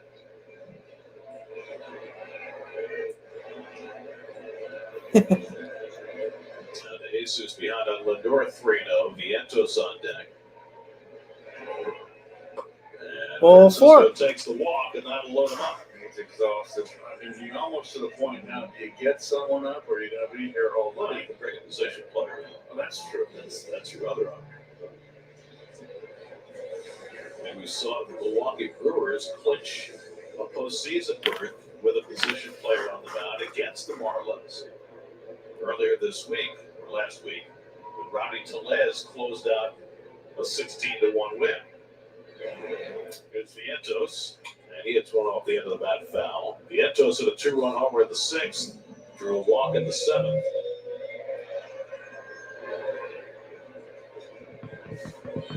Nimmo in 3rd, Alonso at 2nd, Lindor at 1st with 1 out. And Vientos hits a ground ball, should be a double play. And it is 6-4-3 double play. Mets tack on 2 more and lead 11-2 going to the 9th. 11-2 Mets going to the top of the 9th. Get 2 more runs added. And they're looking to win and spoil it a little bit more for the good old 1, 2, 3, 4, 5 hits. One left on. 2 hits. No errors. 2 left on. All right, guys. So there we go. Mets are looking to win the ball game. Yeah, I don't think he'll ever do that easy, to be honest. So, very, very long outing for De Jesus. Poor guy. And let's see. The Marlins will have up 2-3-4. Bell, Berger, De La Cruz. And I wonder if Drew Smith's going to come out for the 9th. I don't know if they brought somebody else in. I don't see it yet. Let's see. Did they do it? Let's see. I don't think so. They didn't show anybody for the Mets pitching, right? Yeah, I think it's going to be Drew Smith. I think it's going to be Drew Smith for the 9th. We'll see. Sorry about the freeze, guys. There we go. All right. So, Mets lead 11-2. Another game to go after this one. Kodai Senga on the mound for the Mets. Mets should coast to an easy victory here for the first game. And again, Mets can spoil the playoff hopes of the Marlins rather quickly. By tomorrow, if you sweep the Marlins, they're going to have a hard time in the last 3 games of the season to get it done. So that would be at least a little bit of a smile on the Mets fans' face at the very least. So here we go, guys. Top of the ninth, 11-2 Mets. I believe Grant Hartwick is going to be in the game for the Mets. Makes sense. Grant Hartwick in the ball game to finish up the game. In the ninth. Whole lot of changes. Rafael Ortega in to play center, and DJ Stewart at right, and Grant Hartwick will be asked to get the final 3 outs. Hartwick pitched on Sunday in Philly, worked an inning of third, gave up a run on 2 hits. He'll face Josh Bell, Jake Berger, and Brian De La Cruz for the Marlins in the ninth. And Bell takes the first pitch fastball for a strike. Hartwick trying to close it out for Joey Lucchesi. Unless the Marlins have a huge rally in them, will finish his year 4-0 with a 2.88 ERA across. Very nice season for Lucchesi. Did a terrific job whenever called upon this year. Early, middle, and late. And his first year coming back from Tommy John surgery.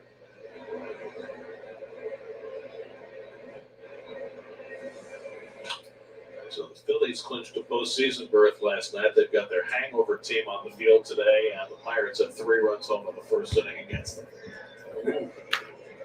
They were whooping it up.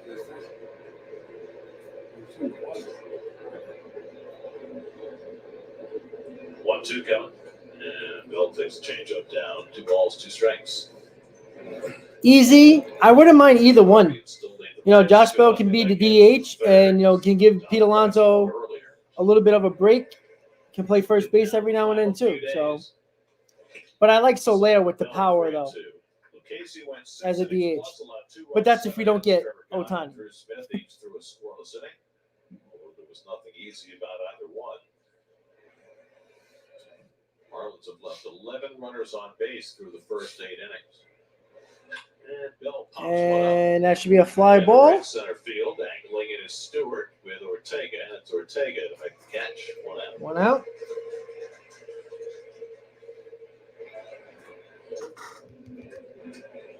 guys new into the game, and I don't think either one realized how much the ball is not traveling to right field. They both have to circle in. 1 out and nobody on that. Jake Berger has got 2 of the Marlins hits today. 2 of their 9 in the game. Takes a fastball inside for Hardwick. Game 2 of the doubleheader will start about a half an hour after the conclusion of Game 1. Mets will have Kodai Senga on the mound of the nightcap against Johnny Cueto. Granted, Mauricio, his first big league chance at shortstop. And there you go. Mauricio gets the second out. Very nice Nicely done. That's only the fourth ground out of the game for the Marlins. They've got 16 fly ball outs and 5 Ks. A lot of work for McNeil in right field before he was taken out of the game. So the Marlins are down to their final out. In danger of falling a game off the pace in the National League wildcard race. Brian De La Cruz takes fastball strike. De La Cruz at a base hit back in the 6th. Keith is packing up. Ronnie's doing the second game. Ronnie just came in and said hello. He just made his appearance. He's wearing a beautiful tie. Flew in from Seattle, correct? Yes, he did the Mariners Astros game last night. He got to watch George Kirby throw 6 scoreless innings. Red-eyed home, and here he is. He didn't red-eye. He took the morning flight. Oh. Took the very early. He had to take the 6 o'clock. Our Ronnie takes the morning flight. Ronnie doesn't sleep. You know that.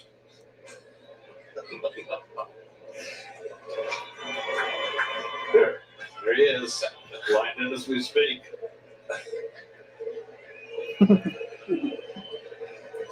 All right, final strike. Here we go. We're good. What a crazy sunset. 0-2 to De La Cruz, and he taps Ground on the ball. way to the mound, hustling in Dior. And that ends the ball game, and the ball game is over. Let's take the opening game of the doubleheader. Joey Lucchesi gets his 4th win. Home runs by Alonso, Lindor, and Vientos as the Mets beat. And that's it, boys. Well, this game was all New York Metropolitans. 12 hits. And that's what you call a W. And a little bit of a spoiler for the Marlins' hopes of making the playoffs. Game 2 is about a half hour from now. Mets are 72-85, win 11-2. Pete Alonso, Lindor, Vientos, each one hit 2-run homers. 4 RBIs for Lindor. First time in Pete Alonso's career getting 4 runs in a ball game. So all around, everybody played well. Joey Lucchesi, 6 strong innings. Finishes season with a 4-0 record, under 3 ERA. So he's definitely a guy that to look forward to going into 2024. And the Mets got Kodai Senga in the second game of the doubleheader. So Mets win 11-2. Hopefully everybody enjoyed the live stream. Make sure you keep watching the Mets. Let's see if Kodai Senga can finish up the season well and an ERA under 3. We know the Marlins are going to try to do everything they can. They are a desperate team at this moment. They're going to be a game and a half out of a wild card spot. So they're going to be fighting as hard as they can, trying to win that ball game tonight against Kodai Senga. So Mets win 11-2. Thank you guys for watching and hanging out with me today for game 1 of the doubleheader. Everybody have a great night. As always, Mets fans, let's go Mets. 11-2, Mets win. See you next time, guys. Have a great night.